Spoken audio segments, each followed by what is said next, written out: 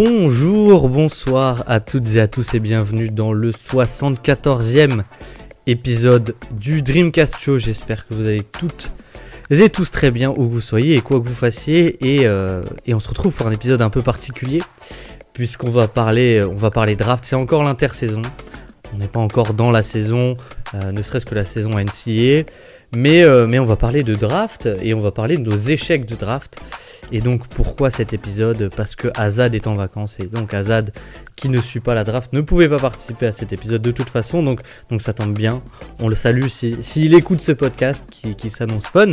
Mais donc pour le remplacer, c'est deux habitués qui vont venir prendre sa place avec Titouan Cronier et Flo Flotix que vous connaissez très bien. Donc voilà, installez-vous bien, on va tout vous expliquer. J'espère que ça vous plaira. Et on est parti sans plus tarder.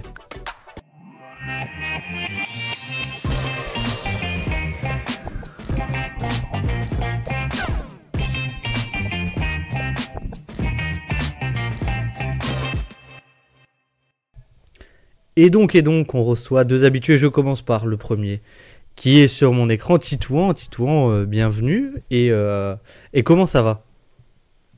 Ça va très bien, merci pour l'invitation. Et toujours un plaisir d'être invité dans ce gros podcast qu'est le Dreamcast Show maintenant. Même le média, même je devrais dire, parce qu'il y a une chaîne YouTube maintenant. En effet. Et Titouan, je sais même pas de quel média du coup, du Café Crème Sport l'an dernier, mais on va dire le Free Agent pour l'instant. Ouais, c'est ça, officiellement Free Agent maintenant. Tu n'as pas encore pris The Decision, quoi. Tu n'as pas encore annoncé The Decision. C'est exactement ça. Je le ferai peut-être en live sur TF1 avec une chemise à carreaux. Je verrai. Eh ben, écoute, on a hâte. On vous préviendra quand ça sortira. Et donc pour t'accompagner, il t'a accompagné toute l'année au Café Crème Sport pour suivre la draft 2024. C'est Flo. Flo, bienvenue. Et comment ça va ? Et ça va super, toujours un plaisir de venir ici, c'est pareil dans ce qui va devenir bientôt le plus gros média basket du monde entier, donc c'est toujours cool, surtout quand on parle de sujets comme celui d'aujourd'hui où on s'auto-flagelle et c'est bien rigolo. Ouais, bah tu l'as dit, ça va être un podcast un peu plus rigolo, un peu plus fun en tout cas. Et donc Titouan, tu avais participé à l'épisode 1 que je mettrai en description si ça intéresse des gens, puisque c'est vrai qu'entre temps on est devenu le podcast le plus écouté au monde, hein, visiblement d'après ce que vous dites. Mais non, donc le blague à part, le concept c'est simplement qu'on va revenir, la dernière fois on était revenu sur nos échecs et nos réussites, et là on va revenir uniquement sur nos échecs, c'est-à-dire ce qui n'a pas marché et qu'on attendait qu'il marche, ou ce qui a marché et qu'on attendait que ça ne marche pas, en tout cas. Et donc, pour commencer, on vous a demandé évidemment votre petit avis, et donc, si j'ai bien compris, vous n'êtes pas spoilé, et donc vous allez être surpris par l'avis des internautes. Et déjà, merci à tous ceux qui l'ont fait. On commence le podcast. Ce serait cool que ça devienne une habitude par l'avis des auditeurs. Et donc, quels sont vos échecs de draft ? On a tout de suite Tom Feller, évidemment, de Dunk Hebdo qu'on salue, qui a dit trop haut sur Dragan Bender. Je me suis fait avoir par les flashs sans prendre en compte la fréquence à laquelle les flashs se manifestaient, notamment sur le scoring et le passing. Et Dragan Bender, c'est vrai qu'il faut revenir un peu à 2015, il me semble, mais est-ce que vous avez des souvenirs de Dragan Bender, ne serait-ce qu'en NBA, les gars ? C'est pas 2015, c'est Porzingis. Donc Dragan Bender a été drafté en 16, je crois. 2016, en clone de Kristaps Porzingis justement. Sauf que comme tu l'as dit, le problème c'était la volumétrie. Kristaps Porzingis était titulaire dans une équipe d'Eurocoupe quand Dragan Bender jouait encore en espoir au moment où il est drafté. Donc il y avait des flashs, mais le problème était clairement sur la répétition et vraiment ce qu'il pouvait faire au plus haut niveau. Et on l'a vu très rapidement du côté de Phoenix, ça allait pas du tout coller. Donc c'est vrai que moi j'avais pas du tout scouté, mais je me souviens de lui en NBA, du moins de ses débuts à Phoenix, et après à sa décharge, il était dans une équipe de Phoenix bien dysfonctionnelle, hein. C'était les tout débuts de Booker et tout. C'était c'était Oui, pas ouf, hein. oui, c'était le marasme des Suns à l'époque. Et Dragan Bender, du coup, le petit parcours, mais c'est du coup 2016, 2016, 2017, 2017, 2018 et 2018, 2019 aux Suns. Et il joue quand même la saison 2019-2020 aux Bucks, hein, il est sous contrat. Puis il se fait échanger ou il joue en G-League et il va aux Warriors avec lesquels il joue ne serait-ce que quelques matchs. Et depuis 2020, il n'est plus dans la ligue. Il n'est plus en NBA tout simplement, donc vraiment un parcours très court. Et Tom a dit aussi, du coup, pour compléter son message, trop bas, ça c'est marrant parce qu'on en a déjà un peu parlé Titouan, donc je vais lancer Flo dessus. Mais c'est Trae Young. Trae Young, je ne croyais pas à la transposition du passing à cette taille face à des athlètes NBA et leur taille. Je voyais une espèce de DJ Augustine avec une efficacité au scoring moyenne. Et c'est vrai que je me rappelle, c'était un cas très polarisé, Trae Young, qui était à Oklahoma, si je ne dis pas de bêtises. Bah, pour le coup, Trae Young, c'était soit ça passait, soit ça cassait, comme il y a plein de mini porteurs de balles qui font le cas. Je pense notamment à Sharif Cooper, même DJ Augustine a quand même fait carrière, mais des joueurs comme Sharif Cooper avaient ce profil-là et ont pas du tout percé. Mais Trae Young, moi, pour le coup, j'étais plutôt haut parce que un tel volume démentiel ne pouvait, pour moi, dans ma tête, ne pouvait que fonctionner. Alors évidemment que les problèmes étaient réels, notamment défensifs. Les problèmes étaient réels et le sont toujours. Mais une telle efficacité sur un tel volume et avec un tel passing et notamment un niveau de pick and roll aussi élevé, si jamais tu osais lui donner la balle dans les mains, il ne pouvait arriver que des choses bénéfiques. Mais évidemment qu'il il divisait énormément et c'est pour ça que encore aujourd'hui il divise beaucoup. Mais je pense que si on revient à 2018, la draft de ce mec-là, je pense qu'il y avait autant de personnes qui étaient très bas comme très haut. C'est un peu le même profil que Rob Dillingham cette année. Soit ça passe, soit ça casse, mais il n'y a pas vraiment d'entre deux, quoi. Hum, hum. Oui, bah en fait, c'est un joueur avec tellement de compromis, ne serait-ce que défensif, que ça crée forcément du débat. Et c'est un peu le genre de profil où, bah, je pense, on peut se rejoindre, mais qui a un peu tous les ans, dans le sens où il faut qu'ils aient le maximum de ballons pour être rentabilisés. Et donc, il faut un peu que ton système tourne autour de lui, dans un style différent. C'était un peu ce qu'était Isaiah Thomas aux Celtics aussi. Et finalement, après, toute la question, c'est si on lui donne les responsabilités, comme c'est le cas de Trae Young, est-ce qu'il a un rendement offensif suffisant pour avoir un apport positif? Et avec Trae Young, je pense que c'est un peu le cas. En tout cas, c'est le cas. Et c'est un peu toute la question avec Rob Dillingham, justement. On peut continuer avec le T qui a dit pas du tout un spécial de draft, mais je dirais J-Dub, donc Jalen Williams. Je ne le pensais pas capable de se créer son tir à haut volume. Et c'est vrai que ça m'intéresse un peu du coup. Titouan plutôt, je vais te lancer vu on va faire du ping-pong comme ça.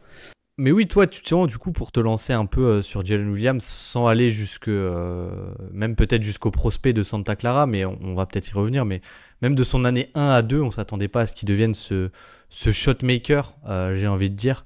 Et, euh, et même à Santa Clara, si on revient un peu plus sur le prospect, comment tu te situais sur lui? C'était plus un guard qui avait pas du tout ce scoring, quoi, déjà à l'époque. Bah, je trouve qu'il avait. En fait, il a fait 3 années à Santa Clara et en fait, au tout début, c'est vrai que c'était plus un finisseur qui avait beaucoup de paniers assistés.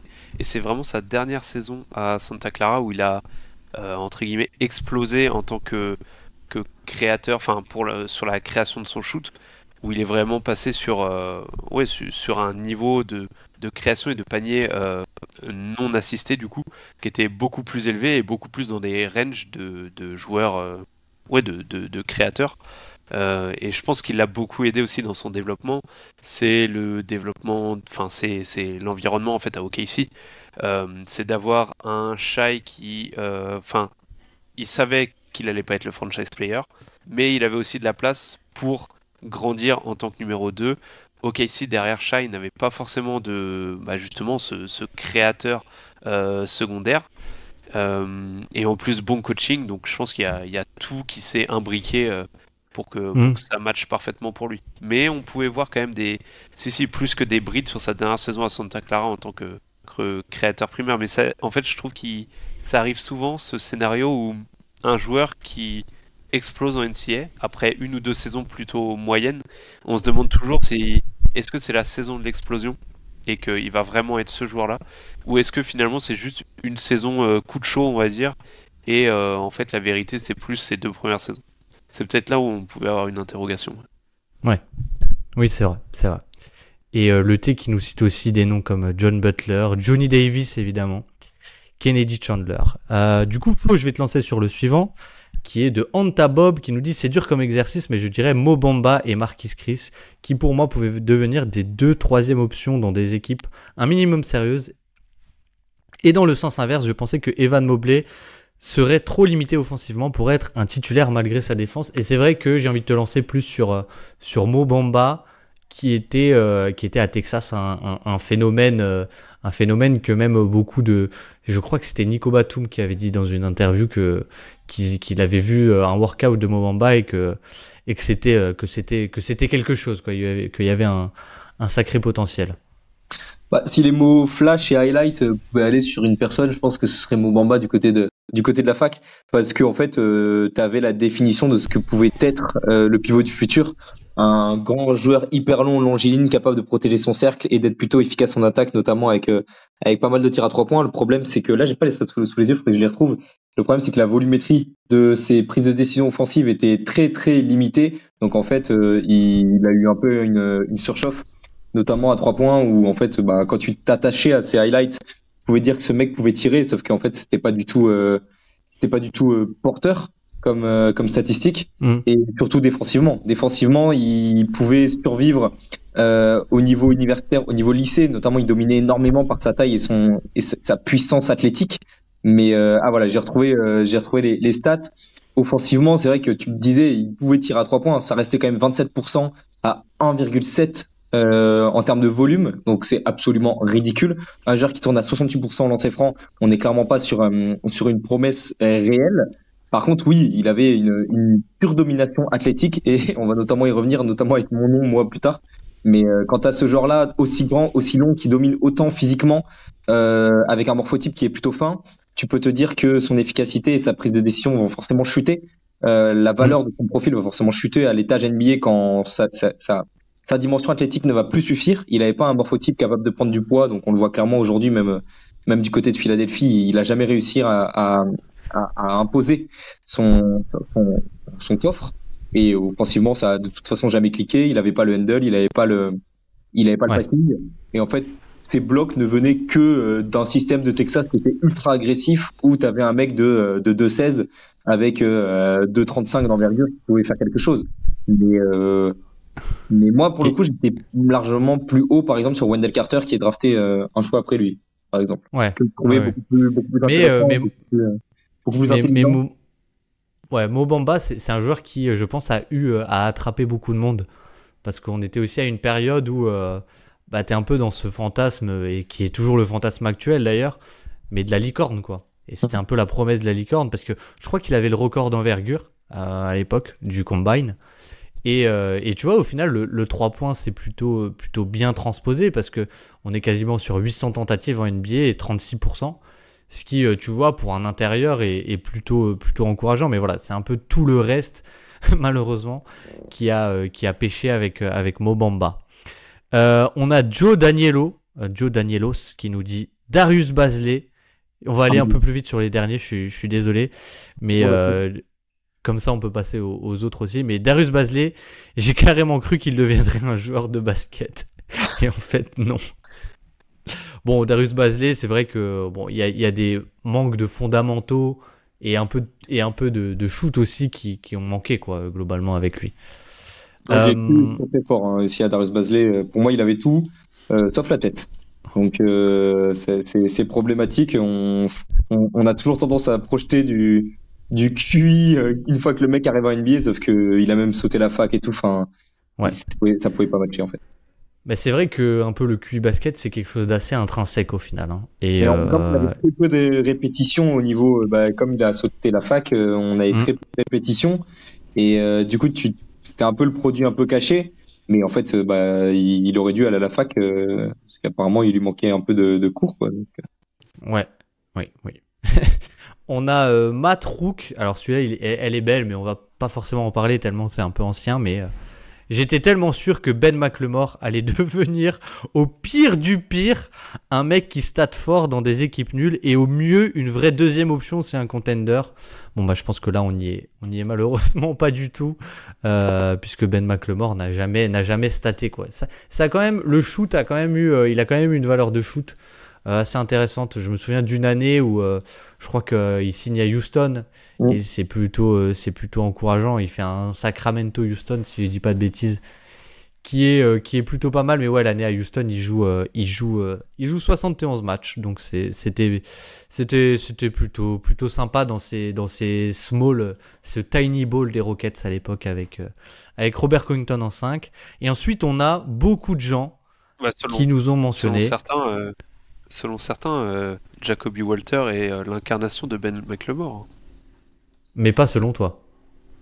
Non, selon notre camarade du jour. Flo. T'as perdu ton micro. Jacoby Walter, qui est drafté 19e, si Ben McLemore est drafté 19e avec moins d'attente, je pense que sa carrière peut être différente. Hein. C'est juste qu'il est drafté dans le pire environnement possible. Et même en 2013, on parlait de lui en tant que premier choix. Si jamais il tombe à Cleveland avec Kyrie Irving et que LeBron arrive juste après, ça se trouve il a une carrière totalement différente, finisseur de très très bon niveau avec un bon shooting. Tu sais, c'est toujours cette question on va y revenir, mais c'est toujours une question de circonstances quoi. Parce que le talent il l'a. C'est vrai. Et pour finir notre introduction, on a Popoy qui nous dit DeAndre Ayton. Autant j'ai toujours pensé que c'était une hérésie que Luka ne soit pas un. Autant lui, je le voyais mal axer les défenses. Je savais juste pas que c'était un branleur prétentieux. Je vous fais tous les commentaires parce qu'il y a quand même beaucoup. Il y a Greg qui nous mentionne DeAndre Ayton, mais qui nous dit qu'il veut pas en parler. On a Chachou qui nous a mentionné quand même Jalen Slawson, pardon. Donc là quand même on est sur du nom de qualité quoi, c'est un second tour de draft, pardon, un 53e choix aux Kings, mais qui a finalement jamais eu sa chance en NBA pour l'instant. On a avec la planche qui nous dit Josh Primo. Je pensais qu'il avait un bel avenir avec ses excellentes qualités athlétiques et le fait qu'il pouvait jouer sur 2-3 postes. Aussi, j'avais pas pris en compte le fait que ce soit une sous-merde humainement parlant. Voilà, le vocabulaire est fleuri.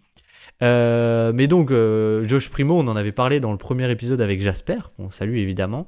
Jalen Slawson, pardon, c'est un peu dur d'en parler, mais du coup je voulais un peu votre avis. Alors peut-être que il est dans un de vos deux choix, mais DeAndre Ayton qui quand même avait pour argument principal que il venait de la fac d'Arizona pour aller à Phoenix, mais il y avait aussi une question, et ça c'est assez curieux ou pas, mais cette question du fit de Luka Doncic qui n'allait pas forcément très bien avec Devin Booker. Quel souvenir vous avez de DeAndre Ayton ? Alors qu'au final, le fit Luka-Kyrie, c'est pas trop mal. Alors je dis pas que Kyrie égale Booker, mais bon, visiblement, avoir deux porteurs de balles, c'est pas si gênant que ça. Mais bref. Non, sur DeAndre Ayton, je pense que c'est un peu, alors c'était pas du tout les mêmes joueurs, hein, mais il y avait ce côté, un peu comme ce qu'a dit Flo sur Bamba, il y avait ce côté pivot dominant en fait qui écrasait tout, et c'est toujours un peu compliqué, je trouve, de juger les pivots dominants en NCAA ou en high school, parce que souvent, s'ils dominent par leur physique, enfin, moi j'ai toujours peur de me dire, c'est facile de dominer contre des gamins de 16, 17, 18 ans, mais quand tu vas arriver en NBA et que la plupart des pivots, ils ont 4, 5, 6, 7 ans de plus que toi, c'est pas la même chose. Après, DeAndre Ayton, c'est pas devenu un non-joueur non plus. C'est un joueur on le voit, qui a quand même des bonnes mains, qui a une bonne finition. Je pense que c'est plus que le profil, pour moi, est pas assez élite pour être un pivot dominant à la création, et que du coup en fait c'est un peu je trouve qu'il n'y a pas trop d'entre-deux dans le poste de pivot. C'est soit tu es un pivot dominant parce que tu as la création pour toi-même ou pour les autres. Et dans ce cas-là, bah oui, tu as un pivot dominant avec beaucoup d'usage, comme le sont des Joel Embiid, des Jokic. Soit en fait, tu vas être plus un finisseur, ou enfin, on va dire un role player, potentiellement très bon, hein, mais un role player. Et dans ce cas-là, bah, tu vas pas être ce joueur à gros usage. Et dans ce cas-là, t'es pas drafté en 1. Et je pense que DeAndre Ayton, il avait. On attendait à ce que ce soit une sorte de Joel Embiid en gros, en termes d'utilisation, d'usage, je veux dire. Et sauf que finalement, bah, je pense que ce sera juste un très bon role player, et ce qui serait pas mal, hein, mais même lui, je sais pas s'il est prêt à accepter ça. Ouais. Parce que le T'as problème, c'est quelque qu'il chose à... a pas le passing, et en plus, il a les outils physiques pour avoir la défense, mais visiblement, il a pas. Je sais pas, c'est la tête ou. Enfin, je sais pas si c'est le QI basket ou l'envie, je sais pas ce qui manque, mais défensivement, oui, il y est juste pas.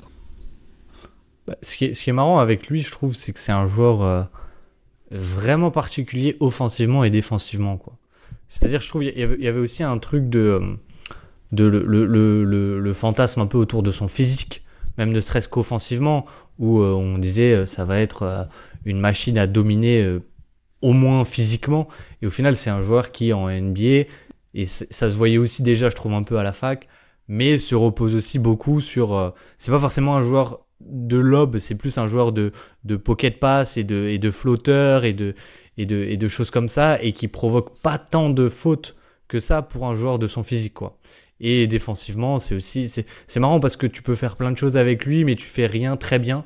Et je trouve que tu trouves un peu ça des deux côtés, quoi, aussi, des deux côtés du terrain, quoi. Eh bien, merci à tous pour votre contribution. Et on peut commencer avec vous, les gars, du coup. Avec vous, c'est l'heure de votre jugement. mais Flo, on va commencer par toi. Du coup, on va faire en 2 parties. On va faire la première partie, c'est des joueurs en qui vous croyiez beaucoup à l'époque et qui finalement ont floppé en NBA, hein, ça ne s'est pas transposé en NBA.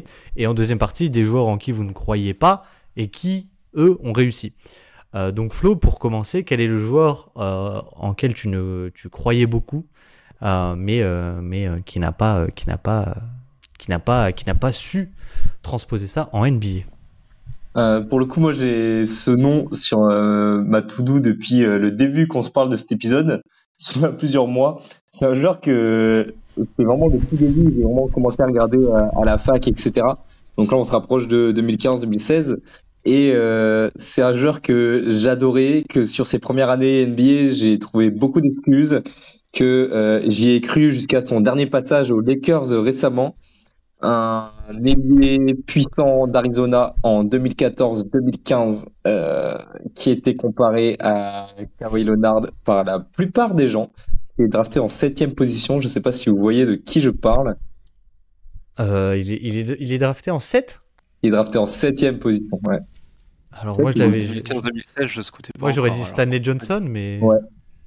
Ah, il est drafté en 7. Je pensais qu'il était un petit peu plus bas. Et non, Stanley Johnson, l'ailier d'Arizona, que moi je lui croyais énormément.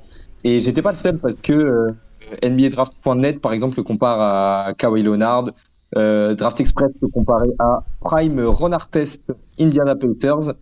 Donc là, on parle d'un finisseur d'action exceptionnel, initiateur d'attaque partielle et défenseur élite sur l'homme enfin surtout sur l'homme et un peu en off-ball. C'est le profil idéal. Ça, c'est le monde idéal, quoi. C'est le franchise player le meilleur franchise player que tu puisses rêver d'avoir. C'est un poste 3 créateur capable de défendre chaque poste et d'être absolument monumental en termes de finition.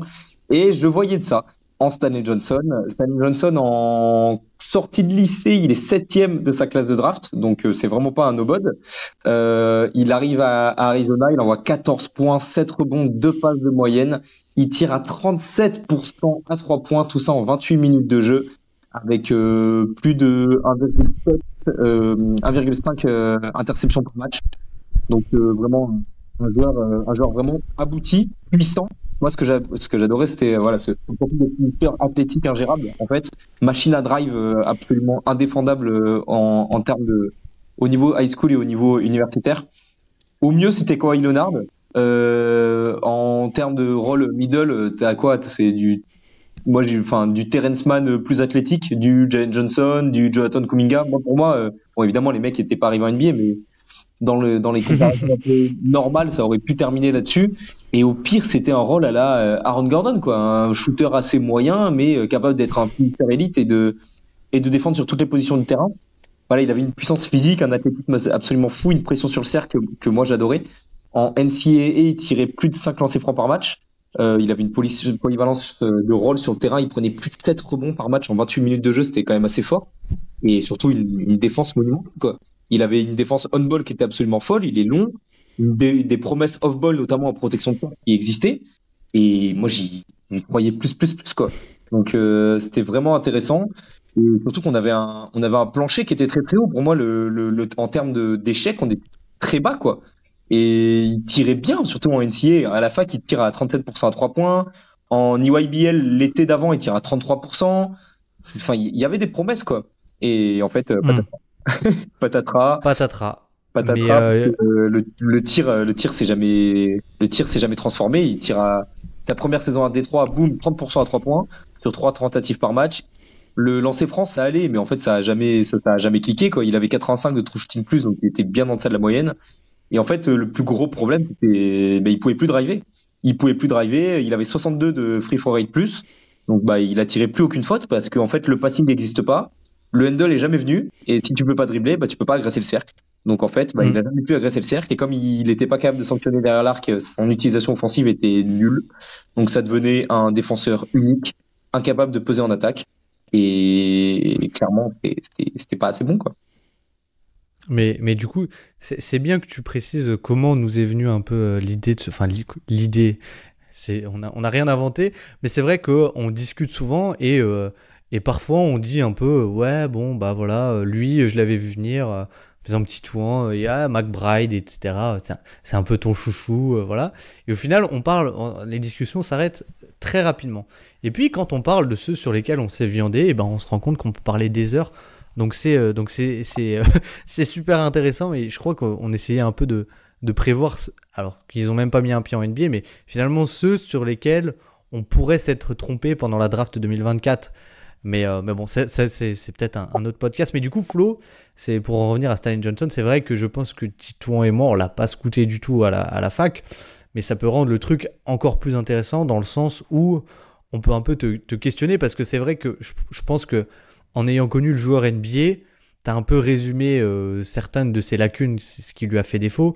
C'est notamment en fait qu'il avait sa capacité à provoquer des fautes qui était une de ses immenses forces, puisque en NCAA, son free throw rate était à 45%, 46% même.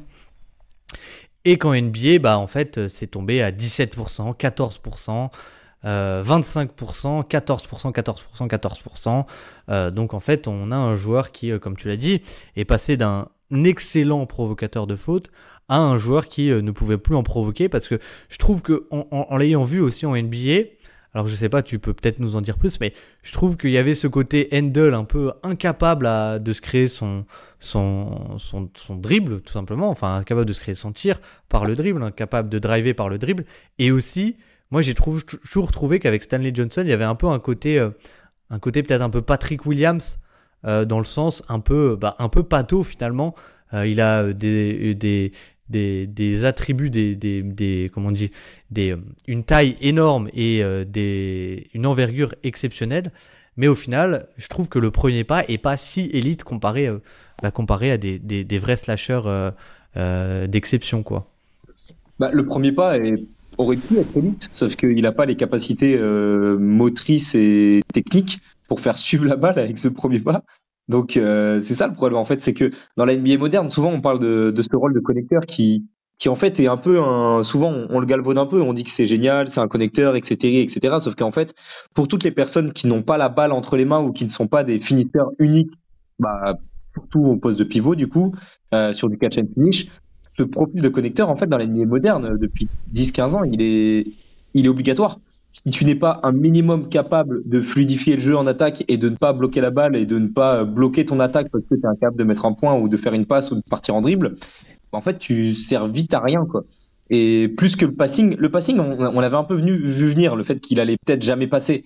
Mais c'était pas si grave parce que tu pouvais quand même avoir un rôle de finisseur assez exceptionnel. En fait, c'est le handle qui est jamais venu. et il continue à faire perte de balle sur perte de balle parce qu'il perdait trop de ballons sur lui-même. Et comme il peut pas dribbler, il peut pas passer, bah forcément en fait, et comme il peut pas tirer non plus, et ben on l'attend dans un seul compartiment de son jeu, c'est le drive. Et comme sa force principale c'était sa puissance physique athlétique et son jeu de drive du coup, et bah du coup il n'existe plus. Et du coup bah un joueur qui surdomine physiquement mais à 8 mètres du cercle, ça sert à rien. Et t'as beau surdominer physiquement au milieu du terrain, bah tu vas rien en faire quoi.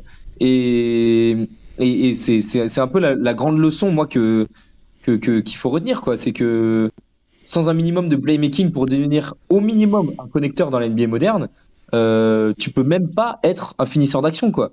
Et surtout quand ton tir n'existe pas, tu perds trop de valeur. Et en fait, on a vu des profils dernièrement avec un profil un peu similaire, sauf qu'aujourd'hui, c'est des joueurs qui ont un minimum de handle. Par exemple, moi, je suis amoureux de Cam Whitmore. Il a un meilleur handle. Il est capable d'être ce finisseur fou parce qu'il a un meilleur handle, plus un bon tir. Mais voilà, si t'as ni de tir ni de handle, tu peux pas exister. L'argument défensif, il a beau être magnifique, tu pourras pas passer par-dessus tous ses défauts. Et moi, ça me fait penser à Ryan Dunn cette année, quoi. Tu peux pas exister, quoi. Hum, hum. Après, moi, du coup, alors Tito, est-ce que tu as des questions à poser à Flo là-dessus? Mais moi, j'en ai une grande. C'est est-ce que tu t'es pas un peu fait avoir aussi par son shoot et par le petit échantillon NCAA, quoi? Ouais, bah j'aurais dû clairement. Mais après, c'était vraiment mes débuts en termes de scout amateur. Oui, bah, Mais évidemment. moi j'avais 16-17 ans quoi. Mais c'est surtout la multiplicité des contextes et du non-shooting qui aurait dû mettre la puce à l'oreille. C'est pour ça que c'est toujours important de pas regarder que la saison à la fac. Aller regarder un peu ce qui s'est passé en high school, aller regarder surtout les Américains et les gros prospects européens, ce qu'ils ont fait en termes de championnats internationaux avec Hum. les jeunes. Avec les U18 des États-Unis, c'est un gros prospect. Donc il était dans l'équipe des États-Unis, c'était 28% à 3 points, 63% au lancer. Ça, c'est pas beau.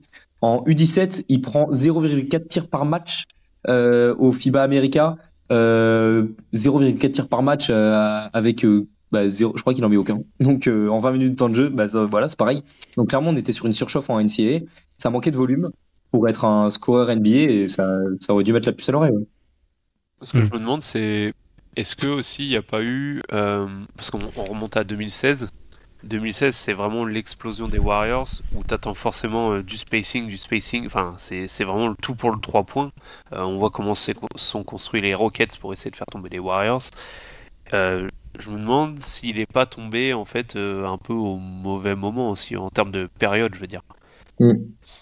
Tu vois, Ouais, limite, je me dis, enfin, quand tu me le décris, parce que c'est vrai que moi, du coup, j'ai pas scouté, et je me dis, si il sort maintenant, tu vois, est-ce que il y a pas moyen de l'utiliser en, tu sais, en catch finisher, tu vois, juste catch and finish sur du cut ou limite tu le mets dans le dunker spot, tu vois, dans une équipe qui fait bien bouger le ballon. Aaron Gordon. Ouais, Hum, hum. oui, en gros, ouais. Mais du coup, moi, je me demandais aussi, euh, tu vois, comparé à Aaron Gordon, je trouve qu'il y a quand même une différence principale. C'est déjà de 1 la taille, mine de rien, parce que Stanley Johnson n'est pas si grand. Il est listé à 1,98, ce qui finalement est pas. Tu vois, c'est pas Aaron Gordon qui est plus aux alentours des 2,05 m, 0,6 quoi. Et je trouve que pour un rôle comme ça, bah finalement, plus tu as de la taille, plus tu vas pouvoir, si, on va dire à mobilité équivalente, plus tu vas pouvoir couvrir de terrain rapidement. Et, euh, et, et tu vas aussi pouvoir couvrir un plus grand spectre défensif. Et tu vois, c'est un petit détail, mais finalement, ça joue pas mal. Et un autre côté, du coup, où je me demande aussi un peu, c'est, moi, comme dit Stanley Johnson, j'ai toujours trouvé peut-être un peu trop musclé, enfin trop costaud, quoi, trop lourd. J'ai trouvé très lourd. Et si tu regardes un peu sur Basketball Référence, c'est vrai que là, il est listé à 109 kilos pour 1m98, donc c'est vraiment énorme. Voilà, je me dis à quel point ça va pas aussi jouer sur son aspect défensif qui, tu vois, tu pourrais avoir un role player qui est utile défensivement. Je sais pas, la Jared Vanderbilt qui a quand même réussi à avoir un rôle en NBA et des minutes uniquement sur de la défense, mais parce que son niveau défensif est quand même assez bluffant finalement. Alors il y a les rebonds aussi avec Jared Vanderbilt, mais voilà, est-ce que Stanley Johnson, il n'y avait pas ce côté où finalement, même défensivement, c'était pas si élite que ça, Stanley Johnson, en tout cas pas suffisant pour rattraper le côté défensif, quoi. C'est le jeu des vases communicants, c'est-à-dire que au début on l'imaginait vraiment dans ce rôle d'ailier à tout faire, donc il était plus léger déjà. Et puis après, plus les années passaient, plus il était incapable de jouer vers l'extérieur, plus on l'a un peu rapproché de l'intérieur, on lui a demandé de prendre du poids pour jouer poste 4, etc. Il ne jouait plus que dans la raquette parce que bah il en était incapable. Et du coup, son foot est jamais venu. On lui a jamais demandé vraiment de le travailler outre mesure. T'as le côté mental qui rentre en jeu, donc du coup, bah, de fil en aiguille, en fait, il se rapproche de plus en plus de ce rôle d'intérieur catch and finisher alors qu'il fait moins de 2 mètres. Donc, pour continuer à exister, il a peut-être gratté 1 ou 2 années, il a gratté son passage aux Lakers, par exemple, ou à San Antonio, comme ça, en étant vraiment intérieur, quoi. Donc, et là, il vient de signer en Europe, je sais plus où il a signé en Euroleague, mais, il a été signé en poste 3-4, quoi. Donc, il vient de signer à l'EFES. Donc à Anadolu Efes, il est signé en poste 3-4. Et moi j'ai aucun doute qu'il va démonter l'Europe, mais bon, voilà quoi. Ouais. Et pour dire un peu quand même, pour mettre un peu des chiffres sur ce qu'on dit, mais finalement c'était un joueur qui, avec tout ce qu'on a dit, les fautes, le 3 points, finalement pas tant de pression au cercle que ça, avait finalement un gros problème d'efficacité offensive. Et ça se situe dans les stats, hein. 85 de true shooting plus, 79 pour sa saison sophomore, 86 pour sa 3e saison, 87 pour sa 4e saison, durant laquelle il est trade au Pélican. Et puis après, 2019-2020, du coup, sa 5e saison, c'est 80 de true shooting plus, bon, sur 25 matchs, donc ça compte même déjà presque plus, quoi. Et 2021, on est à 91. Mais donc voilà, il était globalement, sa meilleure saison, il est à moins 13 d'efficacité par rapport à la moyenne, alors que justement, il rentrait de plus en plus dans un rôle de role player pour laquelle tu es de plus en plus assisté et pour laquelle l'efficacité est de plus en plus aussi importante finalement, puisque les tirs que tu prends sont, on va dire, de plus en plus simples. Donc voilà, je pense que... Est-ce que tu as quelque chose à rajouter sur Stanley ? Moi, j'ai fait bien assez long, je pense. Mais Ouais. ça m'a un peu fait... tu vois, tout à l'heure, on disait les leçons à retenir sur la draft 2024. Ce qui fait très peur, c'est que quand je décris un peu ce scouting report et les promesses qu'il peut y avoir, c'est que je dessine un peu le même scouting report et le même amour pour Ron Holland. Donc attention, quoi. C'est vrai que c'est... Mais j'ai l'impression globalement aussi que c'est quelque chose que, on va dire, que t'aimes bien. Ouais. C'est le côté potentiel physique, quoi. Potentiel physique, c'est ce que tu regardes en premier, quoi. Clairement, moi, quand j'ai fait un peu la liste des gens dont j'avais envie de parler, j'avais du Stanley Johnson, j'avais du Kevin Knox, j'avais du Josh Jackson, j'avais du Sekou Doumbouya, j'avais du Cam Reddish. C'est tous la même chose. Ouais. Rendez-vous dans 4 ans pour l'épisode sur Ron Holland. Ah ouais. Exactement. Et du coup, on peut passer à toi, Titouan. Qu'est-ce que tu as à nous proposer ? Alors moi j'ai à vous proposer un petit meneur de jeu, un petit peu undersized c'est vrai pour la NBA, mais qui était à Alabama, et c'est Kira Lewis Jr., drafté en 2020. Donc il fait partie de cette QV du Covid. Je pense d'ailleurs qu'il y a il y a pas mal de joueurs à mon avis qui en ont fait les frais de cette QV parce que pas d'intersaison, enfin pas vraiment de training camp et tout ça, saison un peu saccadée. Mais donc Kira Lewis à Alabama, c'est quand même, alors j'avais les stats sous les yeux, il fait 2 saisons, sa 2e saison c'est 18,5 points, 5,2 passes, 4,8 rebonds, avec 1,8 steals et 3,5 turnovers pour les stats importantes.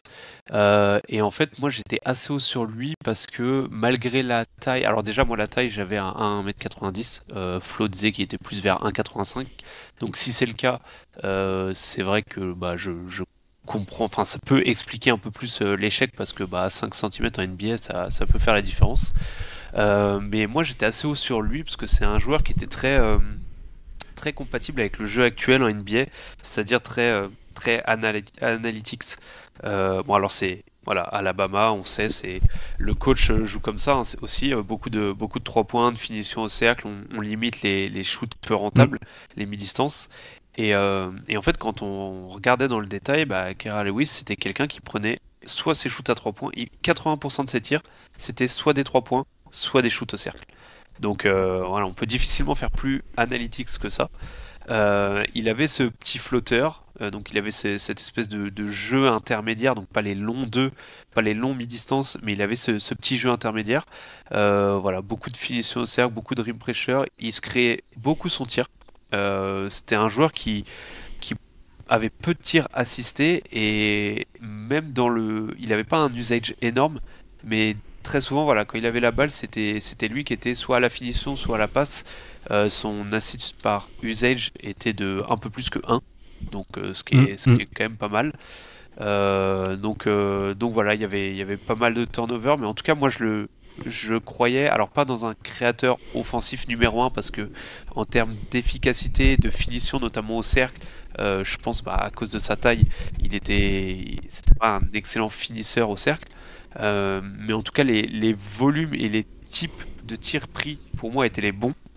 Le shoot à 3 points sans être élite, il était suffisamment là pour être respecté. Et du coup, je l'aurais bien imaginé dans un rôle de créateur secondaire, voilà, qui peut à la fois jouer en tant que finisseur catch and shooter. Il était très bon sur le catch and shoot, mais aussi potentiellement être utilisé en tant que voilà, créateur secondaire. Il avait un bon passing. C'était pas un passing très développé, enfin très développé dans le sens très sophistiqué, on va dire, mais il était bien dans l'efficacité et ouais, c'est quelque chose que j'aimais bien. Et défensivement, c'était un peu plus compliqué, c'est vrai. C'était le genre de gars qui faisait pas mal d'interceptions, mais ça Ouais, pas mal de gamble en fait. ouais, mais j'allais dire que il trichait beaucoup ouais, Ouais. de ce côté-là. Mais moi, j'adorais Kira Lewis Junior. Et ouais, finalement, il y avait un peu ce côté très moderne, je trouve. Parce qu'il y avait un shoot qui était, on va dire, fonctionnel. Et qui était, en plus, il avait fait 2 ans de fac, si je dis pas de bêtises. C'est ça. Mais il y avait un beau volume, on va dire, à 3 points. Donc, et même les lancers francs, là, alors attends, je vais les chercher. Et il était à Ouais, il est quand même 80% au lancer franc. il est à 80% sur 2 saisons, donc c'est pas mal. Et il y avait quand même ce driving game que je trouvais assez intéressant. J'aimais beaucoup son passing là-dessus. Et tu l'as dit un peu le petit in-between game, etc., qui était assez cool, tout simplement. Et finalement, je pense qu'il y a un truc qu'on projetait, mais qui peut-être est assez aussi intrinsèque, et ça va un peu avec ce qu'on disait peut-être sur Mobamba, mais qu'il était ultra fin. Il fait 74 kilos là sur sa page NCA, et finalement, il n'avait pas du tout la carrure pour remplir plus ça, quoi. Et il a jamais pris vraiment de poids, et je trouve que même aujourd'hui, du coup, en préparant la vidéo sur le jazz, j'ai regardé beaucoup de jazz, et c'est vrai qu'il joue au jazz cette année, pour ceux qui ne le savent pas. Et c'est vrai que c'est un joueur qui, aujourd'hui, 4 ans après, du coup, est toujours très très très fin, et qui, comme dit, est plutôt peut-être aux alentours des 1m87 qu'aux alentours vraiment des 1m91, quoi. Et en plus, un peu pour lancer peut-être Flo là-dessus, mais je finis juste en disant que quand même, il y a eu un truc avec Kira Lewis, c'est que il y a eu une blessure, quoi. Il y a eu une blessure en année 2, et je me souviens que son année 1, il est un peu bouché sur le poste de guard 2020-21, je crois qu'il y a encore Lonzo Ball, voilà, il y a pas mal de guards au Pélican, et l'année 2, il se fait les ligaments croisés, donc finalement, c'est aussi un joueur qui a jamais eu vraiment sa chance, quoi, en NBA. D'autant plus que son année 1 et 2, alors si on regarde, enfin, en stats brut, c'est pas énorme, mais enfin, il sort pas des stats mirobolantes, parce que oui, comme tu as dit, il y a du monde devant lui, mais il est pas non plus catastrophique sur le peu de minutes qu'il a, en fait. Il a pas un usage énorme, mais tu sens que c'est le même joueur où, en termes de type de tir pris, c'est plus ou moins la même chose qu'il prenait à la fac. Enfin voilà, il a son ratio assist usage est globalement le même qu'il avait à la fac. Enfin, tu sens que c'est le même type de joueur en fait. C'est juste qu'il y a, oui, il a pas eu l'opportunité. Après, il y a eu les blessures et en fait, j'ai l'impression qu'on lui a jamais accordé la seconde chance. Ce que je trouve d'ailleurs un peu dommage parce qu'en fait, il y a Bon, il y a d'autres joueurs pas forcément meilleurs qui ont eu des secondes, voire troisième, voire quatrième chances. Bon, après, il a que 23 ans. Ceci dit, on peut se raccrocher à ça. C'est vrai. Et je me dis que cette année, tu vois, dans le Jazz, même si, bon, pareil, au Jazz, c'est assez bouché sur le backcourt avec les Keyonte George, Sexton et même Isaiah Collier. Ça va être assez bouché, mais je me dis que, voilà, en tout cas, s'il peut avoir sa seconde chance dans les systèmes j'ai perdu le nom du coach du Will Jazz, Hardy. de Will Hardy, je pense que ça pourrait le faire. Je pense vraiment qu'il peut, en tout cas, c'est ce que je pensais. Forcément, j'y pense de moins en moins, mais je me dis, il est encore jeune, pourquoi pas. Je pense vraiment qu'il peut avoir ce rôle de créateur, ouais, secondaire, tertiaire en sortie de banc sur une vingtaine de minutes, ça me choquerait pas. Après, Attends, il y a je la vais taille. lancer Flo. Ouais. Je vais lancer Flo. Flo, est-ce que tu étais aussi, comme nous, un amoureux de Kira Lewis? Bah, beaucoup moins, parce que je reconnaissais l'efficacité, je reconnaissais le driving game, sauf qu'en fait, tu te rends compte d'expérience que combien de mini meneurs de jeu combien de mini porteurs de balles avec des largesses défensives assez évidentes n'ont pas un côté élite surdominant existe en NBA. Quasiment aucun. On a parlé de Trae Young, Peyton il a Pritchard. un élite playmaking qui est monumental. On a un Tyrese Maxey qui est capable déjà de pas être si mauvais défensivement, même si c'était pas en Et qui est plus grand. qui est plus grand et surtout qui a un côté drive et vitesse qui est complètement impressionnant. Donc en fait, Maxi qui est de la même draft d'ailleurs, et moi j'avais beaucoup de comparaisons. Enfin, moi je voyais beaucoup de Tyrese Maxey en Kyrie Lewis. Pour moi, Kyrie Lewis c'était le petit frère de Tyrese Maxey en fait. Je trouve qu'il y avait ce côté-là. Ouais. mais du coup, et puis il avait pas le tir surtout. Enfin, le tir de Tyrese Maxey est un shooter exceptionnel. Donc, honnêtement, là, je regardais un peu pour voir quel porteur de balle à peine efficaces peuvent exister de cette taille-là en étant mauvais défenseur. Si tu vas gratter, tu peux aller chercher du Cole Anthony et encore, il est plus grand, mais ça n'existe pas quoi. Donc soit c'est Et il est pas vraiment efficace, mais il est toujours pas efficace. Mais donc c'est un vrai problème quoi. Donc ce profil-là n'existe pas en NBA sauf home run.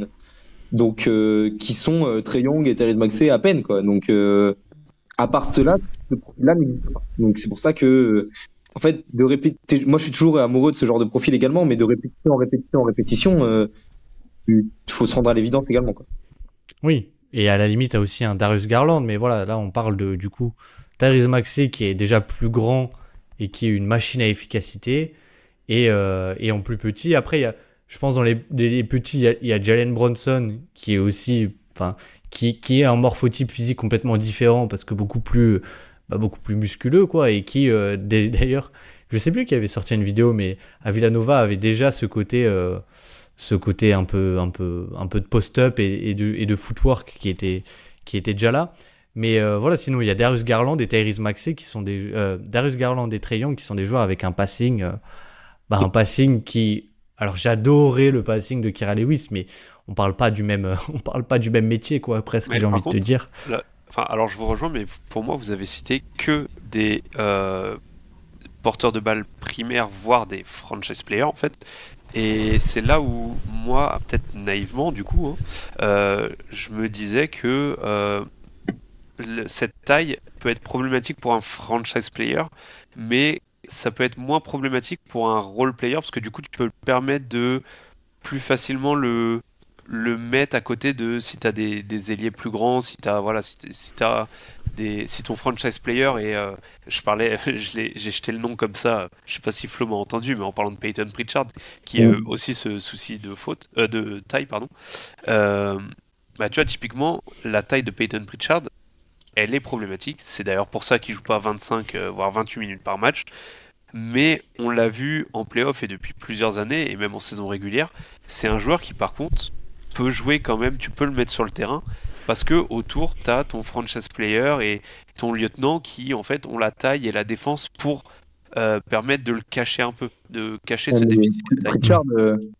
Pritchard, c'est 40% en carrière, à 3 points. Oui, non, mais je compare pas le type de joueur, je compare juste la taille en fait. La morphotype. Je me dis, est-ce qu'un Kira Lewis peut pas, même malgré sa taille, s'il est entouré, typiquement on parlait des Pelicans qui avaient de la taille pour le coup, tu vois, entouré de taille comme ça, est-ce qu'il peut pas avoir un petit rôle en sortie de banc? Ouais, mais en fait, c'est ça le truc, c'est que Pritchard est sauvé, enfin, Pritchard sauve ses lacunes par un côté élite qui est son tir. Kira Lewis, quel est l'intérêt de le mettre sur le terrain pour de la création secondaire quand il t'apporte une énorme lacune défensive, tout ça pour un tout petit peu de création secondaire, alors qu'il t'apporte ni du tir élite, ni un driving élite, ni du passing élite. Donc en fait, il va t'apporter un peu de secondaire de partout, tout en étant une énorme largesse défensive. C'est ça que, Ouais, moi, à l'ancienne, j'étais pas non plus hyper chaud. Ouais, je comprends. Je peux te poser un dilemme, je saurais pas y répondre. TJ McConnell ou Kira Lewis? Genre, c'est quoi la différence entre les deux? Je pense que TJ McConnell, de toute façon, est un meilleur défenseur. Mais TJ McConnell a ceci de particulier qu'il est inclassable. Il est inclassable parce qu'il apporte un tel supplément d'âme sur le terrain que je pense que TJ McConnell, il y a 9 univers sur 10 où il fait pas carrière. Il a trouvé le bon, mais c'est là où je me dis, tu vois, si TJ compliqué, McConnell a réussi, est-ce que Kira Lewis pourrait pas? En fait, c'est dans ce sens-là que, tu vois, je me dis, ouais, si TJ McConnell a réussi à avoir l'alignement de planète qui fait qu'il a cette carrière-là, est-ce que Kira Lewis, avec un alignement de planète, pourrait pas l'avoir aussi? ouais, non, mais complètement. Le pari se tentait, mais moi, je sais que je l'aurais pas tenté. Après- Parce que t'as tellement les home runs sont tellement peu présents pour ce genre de choses. Pour moi, il y a quand même des différences entre les deux profils, quoi. Il y a la différence défensive, il y a la différence aussi, finalement, du scoring, hein, avec TJ McConnell. On parle d'un joueur qui est relativement efficace pour sa taille parce que parce qu'il a le mi-distance, parce qu'il a un toucher de balle que je pense qui est, enfin, pas un toucher de balle, mais un scoring, juste une panoplie de scoreurs qui est beaucoup plus développé que Kira Lewis. Et il a peut-être un passing un peu moins spectaculaire que Kira Lewis, qui prend beaucoup de risques, mais qui est j'ai envie de te dire, un peu beaucoup plus cérébral et beaucoup plus clinique. Il perd très peu de ballons, TJ McConnell, mais bon, bref, c'est pas du tout le débat du jour, de parler de TJ McConnell et de faire un scouting dessus, mais voilà, je pense qu'en fait, Kira Lewis, je pense qu'il a pas assez d'apport offensif pour les compromis défensifs, et moi je pense que c'est un peu là où peut-être je te rejoins et je te questionne là-dessus, mais je vais dire là où je me suis trompé, c'est l'aspect défensif que moi je mettais beaucoup sur le dos. C'est peut-être quelque chose qu'on a tendance à trop faire, mais oui, en NCAA il a pas envie, mais vous inquiétez pas, en NBA il aura envie. Bon, au final il y a peut-être d'autres choses que ça dans la défense, et je pense que je me trompais pas mal là-dessus, et l'aspect physique qui finalement fait que Kira Lewis, un peu, je trouve aussi en NBA, son driving game, c'est jamais vraiment très bien transposé, quoi. C'est jamais Ça, vraiment très bien transposé. Ça, en plus, déjà en NCA, hein, quand tu regardais les chiffres de finition, c'était pas enfin, il allait souvent au cercle, mais il n'était pas si efficace que ça. Enfin, il n'avait pas un haut taux de réussite au cercle, notamment à cause de sa taille d'ailleurs. C'est vrai. Mais c'est vrai du que coup, je pense que le mix taille, ou je vais même dire physique de manière globale, le mix physique plus pas de qualité élite, en fait, c'est vrai qu'avec le recul, je me dis, j'aurais dû le voir venir, entre guillemets. Ouais, t'aurais dû avoir plus de red flag, quoi. Ouais. Et l'aspect défensif qui, a posteriori, était peut-être plus problématique, et aussi quelque chose qu'on a un peu dit, mais le fait qu'il ait jamais eu de seconde chance, quoi. Oui, puis Alabama. Avec, Enfin, je veux dire, Alabama, je pense que ça met énormément en valeur les prospects. C'est bien pour leur stock à la draft, mais du coup, peut-être que ça survend parfois certains prospects, un peu trop, notamment les porteurs de balles. Ouais. Les joueurs offensifs, globalement, c'est un système très, très analytics. Et c'est vrai qu'au final, tu vois, il est que à 55 de true shooting à Alabama, alors que c'est un peu le paroxysme de l'efficacité, quoi, j'ai envie de te dire. Et c'est pas non plus génial, avec des bons pourcentages à 3 points. Donc oui, ça doit être un peu que tout le reste était, on va dire que la data devait pas être si bonne que ça sur son drive, quoi. Écoutez, est-ce que tu as quelque chose d'autre à dire, Titouan, un peu? Non, c'est tout bon, on peut passer, si tu veux, on peut passer à celui de Flo, enfin le deuxième de Flo. Eh bien, passons au deuxième de Flo. Flo, du coup, là, c'est un peu l'exercice inverse. C'est quelqu'un en qui tu ne croyais pas. Et c'est peut-être encore plus... Je trouve que c'est encore plus dur.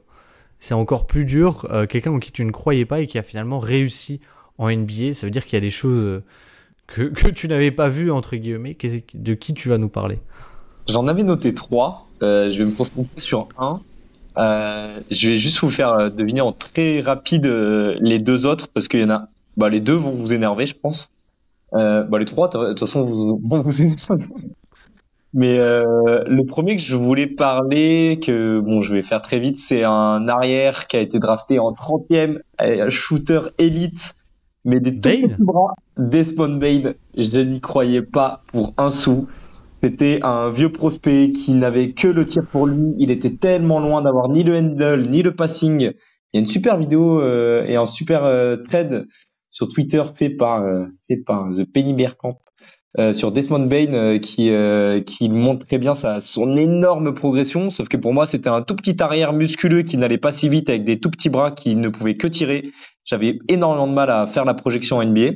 Force est de constater que je me suis trompé. Le deuxième que j'avais en très rapide, c'était un Allemand qui a été drafté par Orlando. Et je suis tombé complètement amoureux entre-temps. Je cherche dans tous les NBA stores de France et de Navarre son maillot, c'est Franz Wagner. Franz Wagner, c'était pour moi un profil in-between dans beaucoup trop de catégories. Il avait pas vraiment de tir, mais il pouvait un peu tirer, mais il avait pas de tir élite. Il avait un tout petit peu de création, mais c'était pas vraiment un créateur. Il avait un tout petit peu de handle, mais il était trop grand pour vraiment perforer les défenses. Et en fait, il est devenu élite dans rien, sauf qu'il a passé un cap. Et en fait, il est à 2 doigts d'être élite partout, mais du coup, ça en fait un joueur exceptionnel. Et j'avais beaucoup de mal à croire en sa défense également. Alors attends, il pourrait être All-Star cette saison ou pas, tu penses? Il va être All-Star ou pas cette saison, rapidement? J'ai du mal à voir le Orlando Magic dans le top 5, donc je pense qu'ils n'en verront que un seul, encore une fois. Donc, si le Orlando Magic est top 4, pour moi, il est pas. Ouais. Ah, ok. Donc, fallait que tu dises oui, comme ça, j'aurais pu faire un extrait dans quelques mois et le ressortir et on aurait fait des millions de vues. J'adore les vues. À Michigan, j'étais vraiment pas fan du profil. Pour moi, c'était Kyle Anderson, quoi. Donc, c'était un bon joueur, mais je le voyais pas drafté dans le top 10, quoi. Et le joueur sur lequel, pour parler un peu plus, c'est un Turc qui joue au poste de pivot. Que toi tu adores, je sais Baptiste, que Guillaume adore et que moi j'aime toujours pas follement d'ailleurs. J'ai toujours énormément de mal à lui voir vraiment un avenir de franchise player établi, de joueur de très très haut niveau en NBA, donc Alperen Sengun pour les moins attentifs. Donc c'était un joueur qui n'était pas en NCAA, qui était du côté du Beşiktaş en 2020-21. Donc le Beşiktaş, il avait vraiment des opportunités. C'était un joueur à quasiment 20 points de moyenne, 9 rebonds, 2,5 passes. Il avait plutôt une belle efficacité. Mais c'était surtout un joueur autour duquel tout passait dans cette équipe du Beşiktaş. Il jouait quasiment 30 minutes par match pour un joueur de 19 ans, c'est monumental. Et en fait, il avait un tel besoin de volume offensif que tu es obligé de lui donner, sinon il perd toute valeur. Il avait un usage il y a un usage débordant qui est nécessaire pour lui permettre de performer sur un terrain de basket. Et en fait, quand tu mets ça en rapport à l'efficacité qu'il apportait et surtout au passing qui existait, mais il avait finalement que peu d'usage qui était tourné vers le passing du côté du Beşiktaş, qu'en fait, pour moi, c'était un passeur capable, mais pas vraiment non plus élite. Mais du coup, il apportait tellement des compromis d'usage et des compromis défensifs qui étaient monumentaux que pour moi, il n'y avait pas un seul scénario dans lequel il ne pouvait ne serait-ce que jouer en NBA. Finalement, en fait, le passing, je l'avais beaucoup trop sous-estimé. Il est élite. Le scoring s'est transposé de façon assez large. Et défensivement, il a grandi et il est un tout petit peu plus mobile. Donc, en fait, défensivement, il arrive à être moyen, on va dire. Mais ce qui est étrange sur Alperen Sengun, c'est que j'ai pas vraiment de leçon à retirer d'ici. C'est un peu pour moi, c'est un peu l'exception qui confirme la règle, Alperen Sengun. C'est pas parce qu'il y a un deuxième Alperen Sengun qui va arriver en 2026 que je vais changer mon avis. En fait, le scénario est tellement faible pour moi pour que ces genres de profils existent que c'est pour ça que l'an prochain, je vais pas drafter Anthony Yang, qui est le prochain prospect chinois de l'an prochain. J'y crois pas. C'est pour ça que j'ai toujours pas, par exemple, Domantas Sabonis dans mon top 30 NBA. Ils apportent tellement de compromis et il y a tellement peu de scénarios dans lesquels ils peuvent exploser que Alperen Sengun, j'y croyais pas. Il a pété, mais j'ai toujours un peu de mal à y croire malgré son côté. C'est un peu mon côté révolutionnaire et je résiste à ce que je pense toujours, quoi. Je suis un peu buté. Titouan, t'en penses quoi de Alperen Şengün, le prospect? Alors, Alperen Şengün, le prospect, j'étais un peu plus haut que Flo. Par contre, j'entends en fait ce que Flo disait sur ce qui te laissait en fait les compromis qui t'apportent. Par contre, le prospect défensivement, je le trouvais plus intéressant que ce qu'il est finalement en NBA. Donc c'est là où moi j'avais une petite déception sur Şengün, c'est que je pensais que défensivement il allait être un peu plus viable que ça. Par contre, le passing, je le voyais déjà, mais c'est vrai que j'étais un peu plus haut que Flo. Je trouve que on sous-estime beaucoup le niveau des ligues européennes et même la Ligue Adriatique. En fait, il y a quelques niveaux, enfin il y a quelques équipes en face qui sont vraiment pas si mauvaises que ça, et je trouvais il avait fait vraiment une bonne saison. Donc non, moi j'étais un peu plus haut que Flo, mais par contre je l'avais, pour tout vous dire, là j'étais en train d'ouvrir mon big board, je l'avais 20e et dans le tier 3, donc en gros starter plus quoi. Border All-Star. Donc au final j'étais même un petit peu trop bas, parce que je pense que vu comment il est parti, ce sera probablement un All-Star bien établi. Mais oui, c'est vrai que quand on y repense, il a cette espèce de rôle un peu... bon, c'est la comparaison qu'on fait un peu facile, mais d'espèce de mini Jokic. Sauf qu'en vrai, c'est vrai que même maintenant, après 2 saisons NBA, 3 saisons, c'est vrai que quand on y repense, c'est un pivot qui défend pas, qui shoot pas. C'est vrai que comme ça, de but en blanc, tu te dis, ça apporte trop de compromis, même si son passing, aussi fort soit-il, son playmaking aussi fort soit-il, ces mecs qui shootent pas et qui défendent pas, ça te limite quand même beaucoup de choses sur ce qu'il peut t'apporter si tu le projettes en tant que franchise player. Et moi, je l'avais 35e. Il est bien plus bas. Ouais.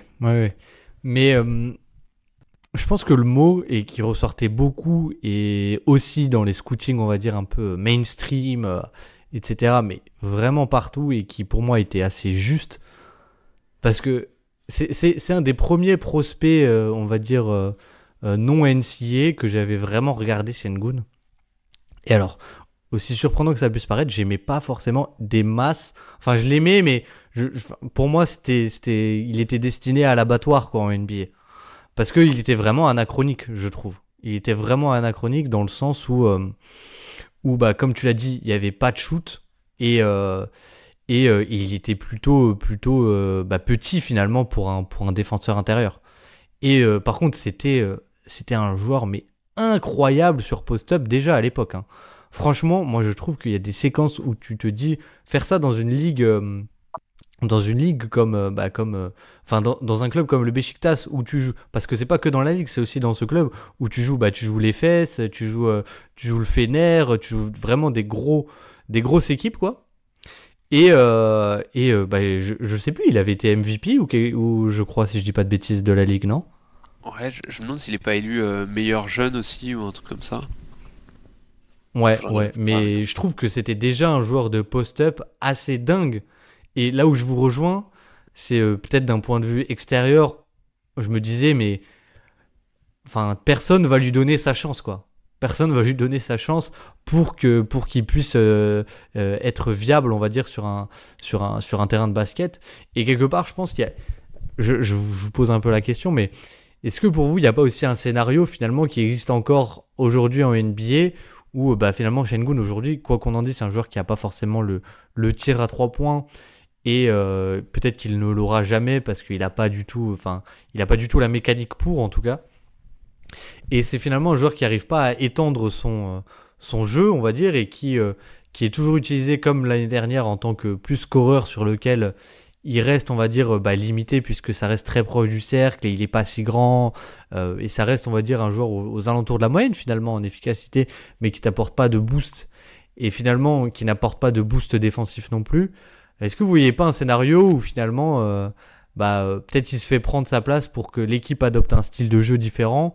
Et finalement, le Sengun All-Star, on l'a jamais. Vous y croyez ou pas du tout? Bah, de toute façon, c'est un peu ce que je disais, c'est que pour l'instant, énormément de personnes adorent Alperen Sengun, et pourquoi pas, à raison, ça, j'ai aucun problème avec ça, mais en attendant, ce qu'on a sous les yeux est parfois magnifique, c'est parfois des flashs exceptionnels, et c'est parfois un niveau qui peut être très très haut. Mais en attendant, ce qu'on a sous les yeux, c'est que c'est un joueur qui va demander le contrat max l'été prochain, qui a parfois encore du mal à rester dans l'efficacité moyenne de la ligue, et qui, pour l'instant, opère dans un système de jeu qu'on ne veut toujours pas lui faire tourner autour. Et qui, si le système de jeu ne tourne pas autour de lui, ça ne lui convient pas, et c'est même encore pire, c'est-à-dire que parfois, les Houston Rockets sont mieux performés quand on a changé de système de jeu et qu'il en sortait, quoi. Notamment cette fin de saison 2023-24. Donc, moi, et je me fais un peu taper dessus quand je dis ça, mais moi, personnellement, je suis encore du parti pris de pourquoi pas mettre le projet autour de Jalen Green, parce que, pour l'instant, y a rien, honnêtement, il y a pas grand chose qui me fait dire que le projet doit obligatoirement se tourner autour de Sengun et pas autour de Green, Shepard, Thompson, quoi. Puis en plus, il t'apporte quand même. Enfin, ce que je disais, le problème, c'est que s'il n'a pas le shoot qui vient et qu'il n'y a pas ne serait-ce qu'une petite amélioration défensive, par exemple, parce qu'on le compare souvent à Jokic, Jokic, il a quand même le shoot. Et en plus, bon, le passing, c'est une autre stratosphère. Mais en plus, défensivement, Jokic n'est plus le aussi piètre défenseur qu'il était il y a quelques années. Et c'est tout ça qui le rend, en fait, aussi fort. Et je pense que Sengun, il a un profil qui, défensivement actuellement, t'as envie de mettre un protecteur de cercle à côté de lui. Le problème, c'est que très souvent, les protecteurs de cercle, qui dit protecteur de cercle, dit manque de spacing, parce qu'en fait, c'est les protecteurs de cercle qui, en plus, t'apportent du spacing. En NBA, on les compte sur la doigt de la main, et ils coûtent beaucoup trop cher, en fait. Et tout le monde les veut, donc... Et en fait, du coup, tu peux pas mettre de protecteur de cercle à côté de lui, parce que sinon, t'as plus du tout de spacing. Et d'ailleurs, sachant que t'as Amen Thompson, voire même Jalen Green, même si ça commence à venir, tu vas pas en plus rajouter un joueur qui shoot encore moins. Donc, c'est vrai que ça t'apporte beaucoup de compromis en termes de construction, et au moment où les Rockets vont vouloir être vraiment compétitifs, parce que là, ils sont encore en mode on fait des expériences, au moment où ils vont vraiment vouloir être compétitifs, je pense qu'il y aura un choix à faire. Et moi, j'imagine le scénario où Sengun est All-Star, peut-être pas le numéro 1, mais on va dire le numéro 2 d'une équipe qui est compétitive. Imaginons que Jalen Green ou Thompson deviennent le numéro 1, j'en sais rien. Le scénario, pour moi, il existe, mais en fait, ça demande une construction de roster qui est quasi idyllique, en fait, et t'as très peu d'autres... il n'y a qu'une seule construction de roster qui va autour de Sengun, j'ai l'impression, pour un roster compétitif. T'as pas 50 options, en fait. Mais ouais, je te rejoins là-dessus sur le fait qu'il faut un peu un contexte idéal pour qu'il s'exprime, mais d'un autre côté, je trouve qu'on n'est pas si loin de l'avoir, et on n'est pas aussi très loin d'avoir... En fait, on est très proche, je trouve, des deux mondes, c'est-à-dire le monde où tout se passe bien et le monde où tout se passe mal. Dans le sens où je trouve que le problème, aujourd'hui, c'est peut-être plus un Sabonis qu'un Jokic, quoi, je trouve, Sengun. Ouais. Parce qu'en fait, il y a vraiment, je trouve, cette similarité, alors avec des différences, hein, évidemment. Sabonis est beaucoup plus puissant, etc., etc. Et Sengun a peut-être un meilleur footwork, je dirais, si je devais un peu différencier grossièrement les deux. Mais ça reste quand même deux joueurs qui ne scorent que autour du panier, quoi. Qui ne scorent que autour du panier. Et qui ont des compromis défensifs, même si je préfère le défenseur Sengun, je pense.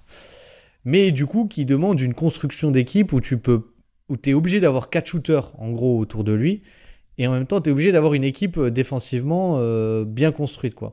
Donc je trouve que c'est très compliqué, et je me dis, faudrait que Sengun, en fait, s'il débloque plus le scoring, là, je peux plus y croire. Et je me dis, ça peut arriver parce qu'il reste très jeune. Et en même temps, je me dis, bah, si ça se développe pas, il y a un monde où en fait les meilleurs line-up, c'est peut-être avec sur du switch all avec une raquette Amen Thompson et Jabari Smith comme en fin de saison. Et finalement, après, Sengun, il perd un peu de sa valeur, quoi. Donc, je sais pas trop sur quel pied danser. Mais pour en revenir au prospect un peu, est-ce qu'il y a vraiment aucun point, Flo, où tu te dis, peut-être j'avais tort, ne serait-ce que sur sa création de post-up, où tu l'imaginais pas forcément peut-être se transposer. Je sais pas, je te donne des pistes.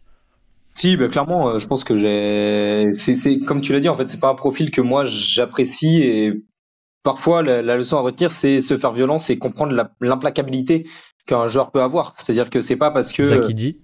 Ouais, des fois je me pose un peu la question, c'est-à-dire que même si tu n'aimes pas le profil, il faut parfois se rendre à l'évidence du fait que ça peut être lui l'exception. Donc évidemment qu'il peut perdre de la valeur parce que ça restera peut-être une exception, mais les exceptions sont par définition là pour exister. Et Alperen Sengun, même si ça devient pas un All-Star indiscutable et implacable, fera partie des exceptions de ce genre de profil qui ont tout de même un peu fonctionné en NBA, même s'il n'y est plus dans 5 ans, quoi. Donc il faut parfois se rendre à l'évidence sur ça a marché dans un contexte. Pourquoi ça a marché au lieu de simplement s'arrêter à de toute façon ce genre de profil ça ne peut pas marcher en NBA. Et moi je sais que j'ai parfois un peu le côté de me dire ça un peu trop facilement. Donc j'ai même encore donné l'exemple de Kyle Lewis Jr. tout à l'heure, c'est-à-dire que si ce profil-là ne marche pas en NBA, parfois on bloque un peu, moi en premier en bloquant un peu en disant si ça marche pas une fois, ça marchera pas 10 fois, quoi. Et est-ce que il n'y a pas aussi un truc je trouve avec Sengun, de trop le réduire à un profil, c'est-à-dire un profil qui n'a pas marché, alors que si tu prends tous les joueurs de ce profil au final, et la plupart n'ont pas marché, en fait Sengun il a marché aussi parce qu'il est incroyablement plus fort que tous ces profils qui n'ont pas marché, ne serait-ce que alors c'est pas aujourd'hui un joueur très efficace, mais enfin je veux dire un tel joueur avec un tel jeu de post-up, je trouve, au final, c'est assez unique, quoi. Je veux dire, il y a plein de joueurs qui, tu vois, on peut les citer, mais qui sont anachroniques et qui n'ont pas marché. Mais finalement, au sein du référentiel de ces joueurs, Sengun se démarque peut-être beaucoup plus que les autres. Je sais pas si tu vois ce que je veux dire, enfin si vous voyez ce que je veux dire forcément. Tout particulièrement du côté du Beşiktaş, je pense que moi-même j'avais pas donné assez d'importance à son implacabilité à un niveau de deuxième ligue européenne avec l'Eurocoupe. Donc je pense que même moi j'aurais dû donner plus d'importance par rapport à des flashs dont on vendait les mérites plus tôt. Là c'était pas des flashs, c'était une implacabilité tout au long d'une saison avec de la répétition et du volume. Donc au bout d'un moment il faut parfois te rendre à l'évidence. Et limite, en fait, on en parlait un peu sur la draft 2024, mais Alperen Sengun, il aurait dû être drafté top 5 ou ne pas être drafté. Et le fait d'être drafté milieu de premier tour et de quand même réussir à faire son trou, pour moi, est peut-être là l'exception. C'est-à-dire qu'il y a une équipe qui l'a drafté en disant tu seras peut-être pas le point central de notre projet, mais il a quand même, par la force des choses, réussi à le devenir. Et je pense que ce genre de scénario, surtout au poste de pivot créateur, n'est pas censé exister, quoi. Donc c'est ça qui est assez fou. Ouais. Ouais. Je te rejoins. Je te rejoins que, en fait, il y a très peu d'équipes qui, en plus, encore plus à l'époque, mais je trouve que c'est quelque chose qui est en train d'évoluer, tu vois. On peut citer encore une fois l'exemple du Jazz, mais qui, on va dire, construit pas autour d'un pivot, mais qui a un système de jeu dans lequel Alperen Sengun serait incroyable, hein, qu'on soit bien clair. Tu vois, et je me dis, c'est des systèmes de jeu dans lesquels on en voit de plus en plus. Par lequel on fait passer l'intérieur, etc. Parce que ça t'offre un avantage de structure qui est assez incroyable aussi. Mais à l'époque, c'était il y a que 3 ans. Hein, mais j'avais l'impression aussi qu'on avait aussi un peu le biais de se dire Jokic et Embiid, ils n'ont pas gagné. Bon, Embiid a toujours pas gagné, mais peut-être qu'il gagnera cette année. Mais de se dire, on peut pas gagner avec ce style de jeu, quoi. Et peut-être que c'est quelque chose qu'on a un peu moins aujourd'hui, et c'est aussi pour ça qu'on voit de plus en plus de façons de jouer un peu différentes, quoi. Après on dit ça, mais tu prends les derniers coachs des Rockets ou même Ime Udoka, ils sont encore dans l'hésitation à vraiment faire tourner un système autour de lui. Donc, oui. C'est vrai que, est-ce que vous savez derrière qui Alperen Sengun a démarré la saison? Enfin, il était remplaçant de qui? Pas cette saison, mais la saison d'avant, du coup, la 2022-23. C'était qui en pivot là-bas? Et Bruno Fernando? Non, il est arrivé Bruno après. Fernando, ouais. C'est Bruno ça? Fernando, ouais. C'était Ah, bah après, moi le. j'aime bien. Hein. Ça fait des semaines que je te le vois au Nice, je pense. Oui, bon, bah, ça c'est encore une autre discussion, ça. Mais est-ce que Flo, t'as quelque chose à rajouter sur Alpi? Bon, on a fait déjà assez long, donc les fans, je pense que je serai plus jamais invité chez Guillaume parce qu'il l'adore. Mais voilà quoi. Et toi, Titouan, on t'a pas forcément entendu. Qu'est-ce que tu peux.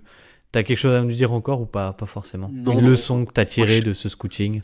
non, mais en fait, par contre, je rejoins Flo, c'est quelque chose auquel j'ai pas trop pensé, mais c'est vrai que ça fait sens de se dire que c'est pas parce que Şengün, alors là on parle de Şengün, mais ça peut être d'autres types de joueurs, hein, mais c'est pas parce que un type de joueur a réussi que ça veut dire que ce type de joueur-là va forcément toujours réussir. Et c'est vrai qu'on en parlait, Şengün, est-ce qu'il n'y a pas un côté, bah, on parlait un peu de l'alignement des planètes pour des mecs comme Kira Lewis si ça devait marcher par exemple. Bah, est-ce que ouais ou TJ McConnell, est-ce que finalement pour un Şengün il n'y a pas eu aussi pour l'instant un bon alignement de planètes? Il y a du talent aussi, hein, je dis pas le contraire, je dis pas qu'il a eu la chance d'être là où il est et d'avoir le niveau qu'il a actuellement, mais voilà, je me dis, est-ce que un joueur avec le même profil, s'il se fait drafter l'année prochaine, si l'environnement est pas le même, qu'on lui donne pas le ballon dans les mains ou quoi que ce soit, est-ce que ça aura la même réussite? Je suis pas sûr. Disons que je pense que le profil de Şengün, même si j'y crois un peu plus que Flo, je suis pas le plus hypé non plus et je me dis que, ouais, comme j'ai déjà dit, je pense que ça demande beaucoup de ouais, d'alignement et il faut vraiment que ce Hmm. soit l'environnement idéal pour que ça marche. Contrairement à d'autres profils qui peuvent fonctionner même dans des environnements un peu plus dysfonctionnels, on va dire. Ouais, donc ce que tu nous dis en gros, c'est qu'il a presque eu de la chance un peu que les Rockets soient nuls, finalement, et Clairement, oui. soient si nuls qu'on lui ait donné la balle, même que Jalen Green soit un peu en dessous des attentes pendant ses 2-3 premières saisons, et ça lui a permis de faire son trou parce que lui était déjà très fort, quoi. C'est ça, c'est ça.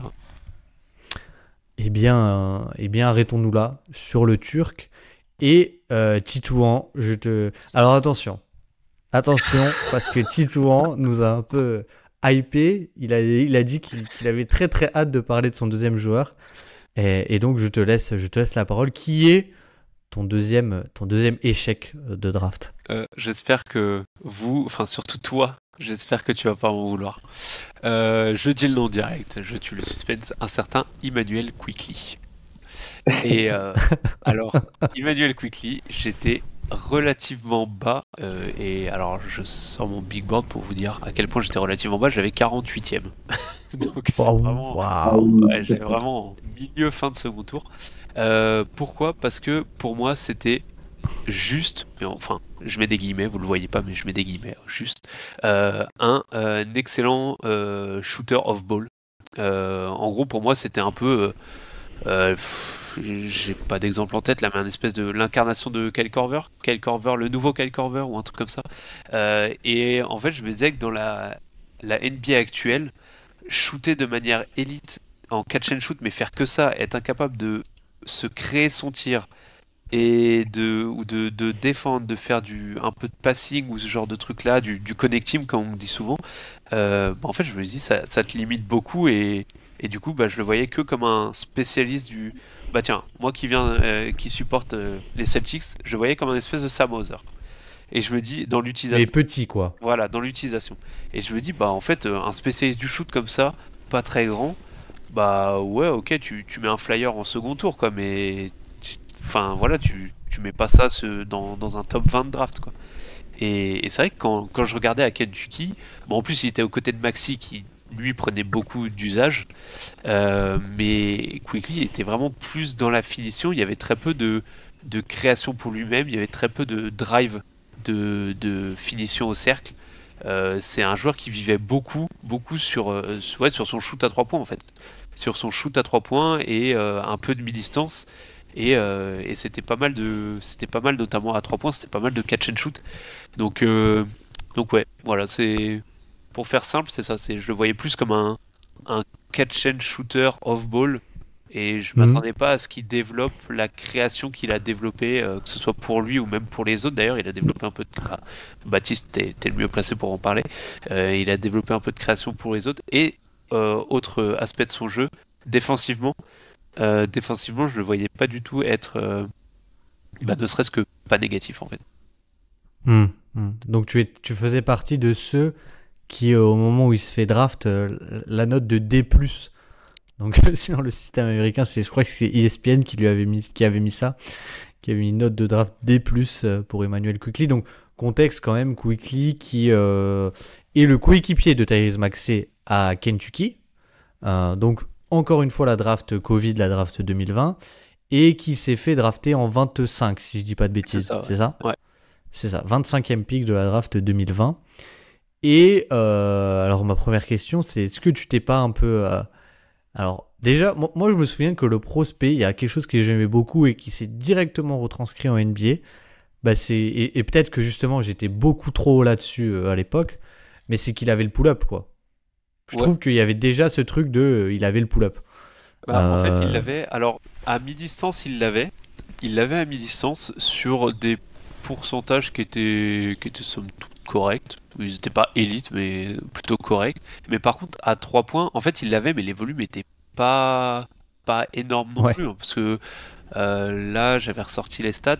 Il a 84% de ses 3 points qui sont assistés. Donc au final, tu as 16% de ses shoots à 3 points qui viennent de pull-up, donc c'est pas... Ouais, et quand on dit ça, en plus, c'est sur l'échantillon NCA, donc ça doit représenter une vingtaine de pull-up, quoi. Ouais, il a, là, alors j'ai été sur un autre site, là sur le fameux site Bartorvik, il est à 145 tirs à 3 points, sur son année où il se fait drafter, 145 tirs à 3 points et 90% qui sont assistés, donc 10%, donc oui, sur toute la saison, il y a 14 pull-up, quoi, en gros. Voilà. Après, il y a 2 saisons avec lui, il me semble. Hein. Il a fait 2 saisons. Oui, il fait 2 saisons, c'est pour ça. Là, j'avais que la saison, la dernière, celle où il se fait drafter. Mais la première, il joue, je crois qu'il joue quasiment pas. Ouais, 18 minutes de temps de jeu. Mais oui, enfin, du coup, voilà. Mais est-ce que tu t'es pas aussi un peu fait avoir par un truc classique, mais du coup, on peut en parler, c'est intéressant, mais par le Kentucky, le Calipari, quoi. Enfin, les guards à Kentucky et leur utilisation dont tu parlais. C'est possible que je me sois fait caliparier. Ouais. non, oui, c'est possible parce que c'est pas la première fois que ça arrive.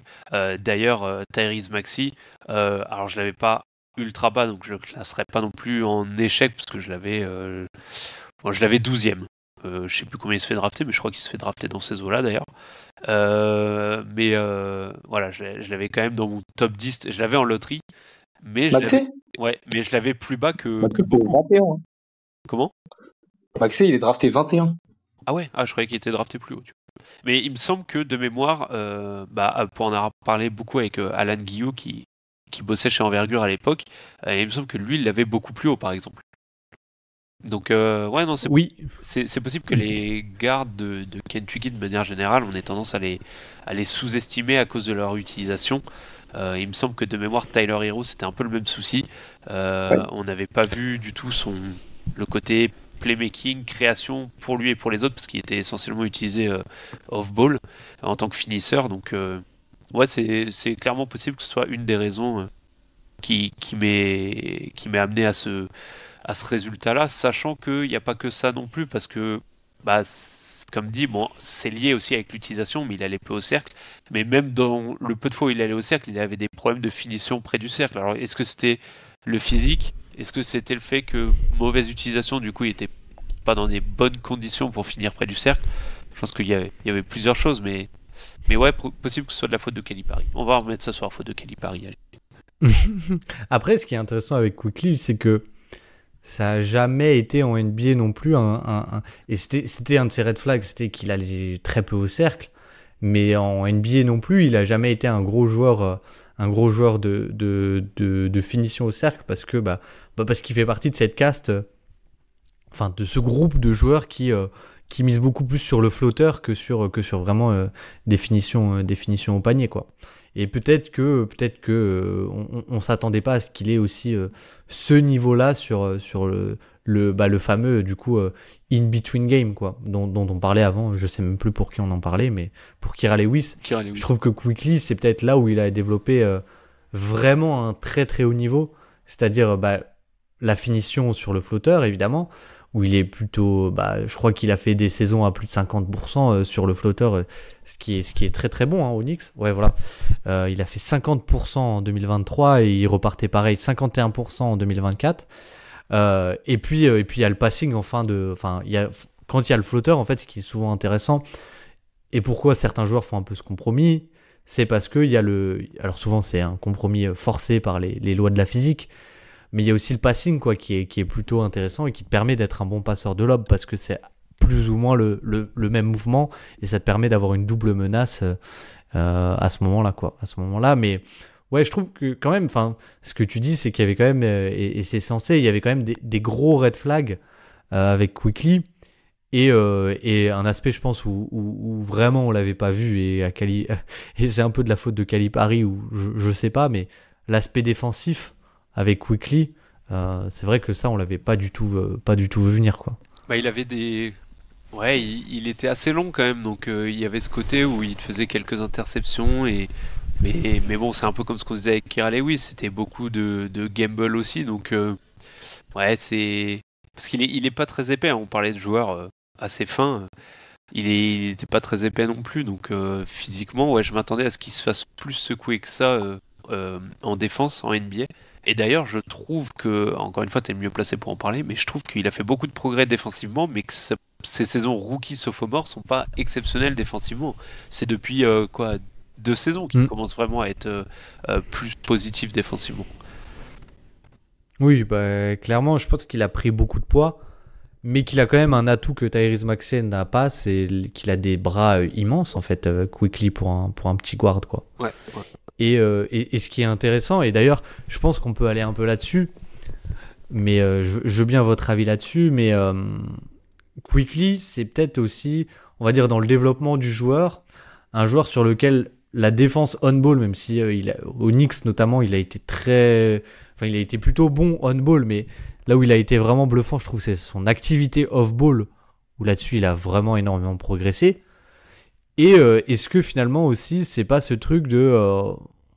on se dit, on voit le morphotype et on se dit que ça va être un joueur ciblé, et c'est vrai, et peut-être vous voyez vers qui je veux aller, mais même pour les guards, finalement, la défense off-ball, elle est peut-être encore plus importante aujourd'hui dans le système NBA qui laisse presque plus aucun contraint, quoi. Ouais, totalement. Ouais. Et du coup, le côté qui, moi, m'empêchait de le descendre trop bas, c'est la multiplicité de rôles qui développait, en fait. Après, c'est évidemment que ça revient à Calipari, parce que le grand problème de Calipari et ses gardes, c'est qu'il il a un rôle à leur donner, c'est celui d'être shooter, et c'est tout. Mais en fait, tout le profil bénéfique de Immanuel Quickley, c'est que il est capable d'être le deuxième meilleur joueur sur le terrain dans tous les compartiments du jeu, en fait, limite. Tu peux lui donner, par rapport à Kira Lewis Jr., dont on discutait tout à l'heure avec de la création secondaire, Quickley, il est capable d'avoir cette création secondaire, c'est capable d'être un très bon shooter, donc un shooter secondaire, c'est capable d'être un mec qui est soit utile on-ball, mais également qui a beaucoup de déplacements sur le terrain en attaque, et est capable d'être utile off-ball avec des déplacements, des utilisations de système, des staggers, des remontées d'écran, etc., où vraiment il continue à être performant, de la sanction avec beaucoup de connecting, avec très peu de dribble. En fait, il est efficace sur beaucoup de situations différentes. Donc, et défensivement, il pouvait comme il est très long, il pouvait être utilisé on-ball. En fait, on remarque depuis quelques saisons qu'il il avait beaucoup de défense off-ball avec beaucoup d'intelligence et de rotation sous le pied. Et en fait, c'était juste un mec qui était capable de multiplier le nombre de scénarios où c'était un joueur NBA, qui faisait que oui, c'était caché, mais en fait, la probabilité d'échec était tellement faible, quoi. Ouais. Après, est-ce qu'elle était vraiment si faible, étant donné qu'on l'avait uniquement vu dans ce rôle de shooter, quoi, j'ai envie de dire. Ouais, mais c'est tout le problème avec les gars de Kentucky, quoi. Donc, évidemment parce que d'un autre côté, tu vois, si tout le reste ne se transpose pas, tu perds quand même énormément de sa valeur, en fait, que tu peux faire presque tout avec lui offensivement, quoi. Si finalement c'est qu'un shooter de fin de chaîne, de catch and shoot, bon, voilà. Tu vois, si tu prends le même joueur mais que tu réduis un peu tout ce mouvement qu'il apporte offensivement, son playmaking surtout, ou même le fait que tu peux l'utiliser dans poseur d'écran ou dans des choses comme ça, je trouve que tu perds beaucoup de valeur et finalement, bah, c'était un peu ce qu'il y avait à Kentucky et c'est toute la difficulté de projeter un joueur dans un rôle qui va être différent en NBA, quoi. Totalement. Qu'est-ce que je voulais dire? Du coup, Flo, tu t'as dit que tu l'avais combien? Tu l'avais dans ton board à l'époque? J'ai plus mon board sous les yeux, mais Quickley, je crois que je l'avais 13 ou 14.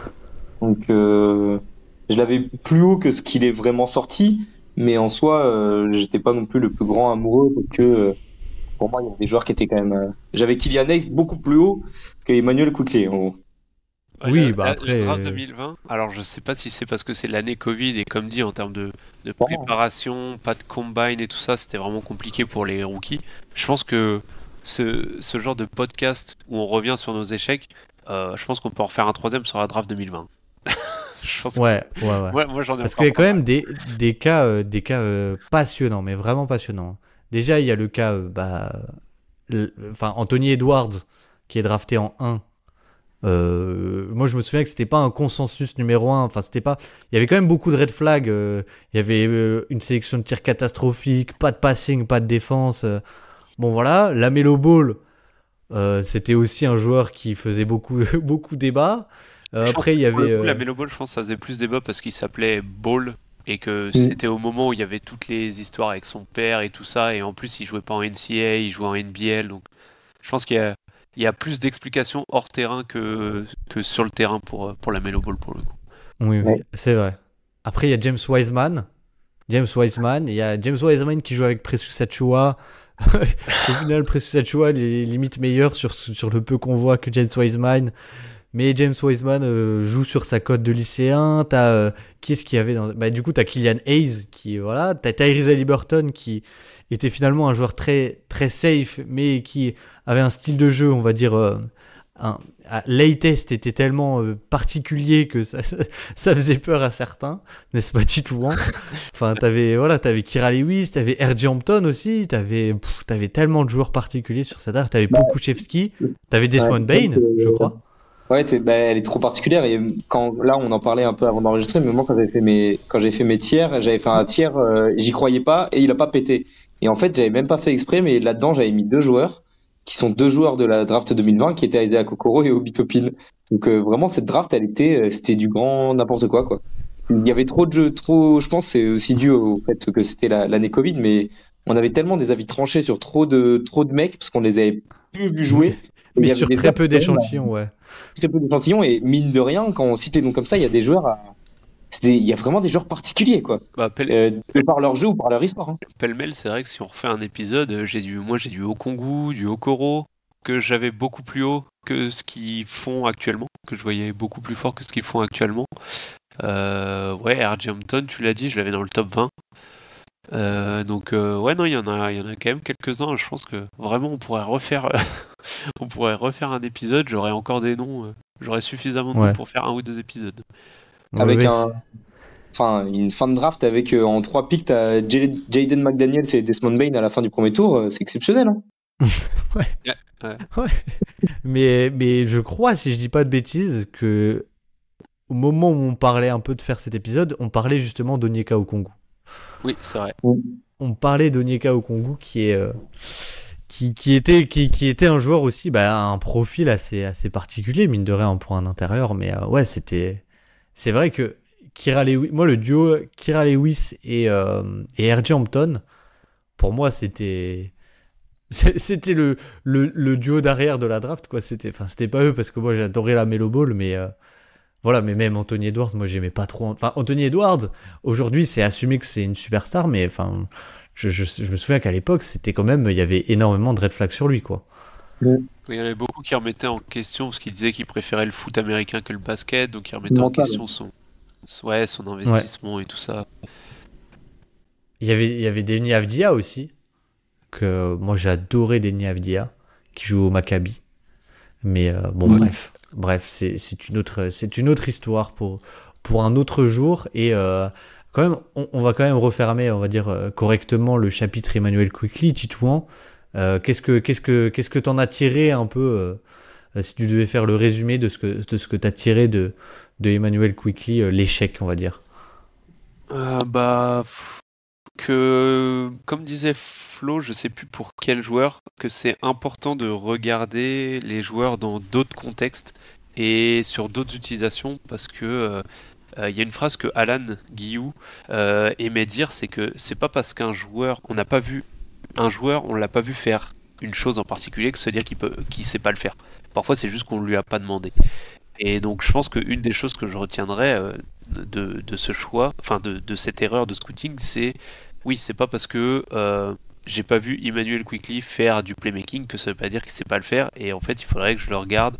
Enfin, j'aurais dû le regarder dans d'autres contextes, peut-être en high school ou voilà, dans d'autres contextes que celui de Kentucky, où potentiellement il pouvait être utilisé en tant que créateur et voir ce que ça valait vraiment. Et deuxième chose que je retiens, ne jamais se fier au coaching de Calipari. Qui, bonne nouvelle, oui et non, n'est plus à Kentucky. Ouais, mais il a embarqué la moitié des prospects de Kentucky. Il est où? Arkansas, ouais, ça. Ouais. Eh bien, très bien. Et Flo, avant de finir, parce que quand même, tu nous as dit que tu avais une longue liste. Est-ce que tu as d'autres noms un peu que t'aimerais citer? Dans la catégorie, je me jette des fleurs. J'avais Jaden McDaniels en question, là, dont on vient de parler, parce que c'est exactement ce dont Titouan venait de parler. C'est-à-dire que Jaden McDaniels, prospect numéro 1 ou 2 en sortie de high school, à Washington, on lui demande de faire des trucs un peu bizarres. Et du coup, sa cote elle chute, sauf que ces trucs qu'on l'avait vu faire au lycée, il savait toujours le faire. Donc, faut multiplier les contextes. J'avais aussi Jalen Johnson. Là, c'est clairement, il a chuté à la draft à cause de problèmes comportementaux, on va dire. Il avait quitté Duke en plein milieu d'année, sauf que le genre de basket, ça restait le même, donc il faut peut-être pas oublier et le drafter un peu plus haut, messieurs. Et j'avais aussi Isaiah Joe, parce que un shooting aussi élite, faut quand même pas oublier que ça ne court pas les rues. Et donc voilà, c'était un peu les trois. Et puis après, j'y croyais, mais ils ont jamais percé. J'ai adoré JT Thor, qu'on a vu avec le Soudan du Sud. J'adorais ce mec. Il est bon que aux Jeux Olympiques, quoi. J'ai adoré BJ Boston. Il est tombé dans le pire environnement possible aux Clippers pour percer, quoi. Et petit cadeau sur, je sais pas si vous le connaissez, j'adorais Robert Woodard, qui au dernier nouvelle avait signé à Blois. Donc il a pas percé en NBA. Et il a d'ailleurs pas percé en LNB non plus. Hein.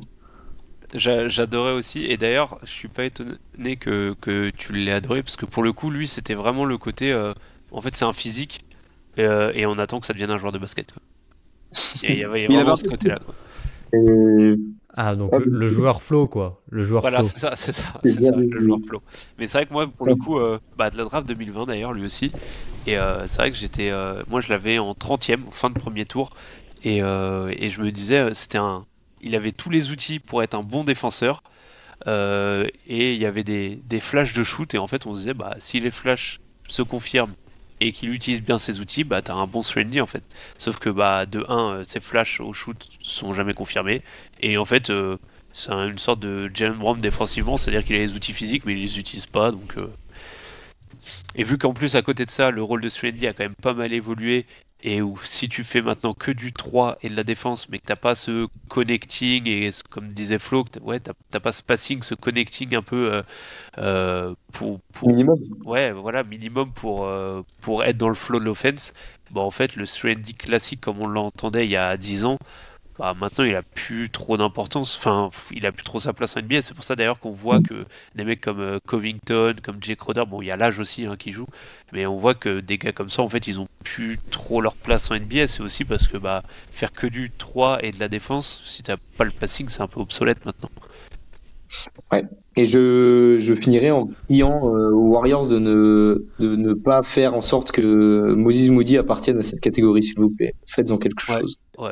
C'est criminel. Parce que lui, pour le coup, je suis vraiment très haut. Donc... Ouais. Ouais.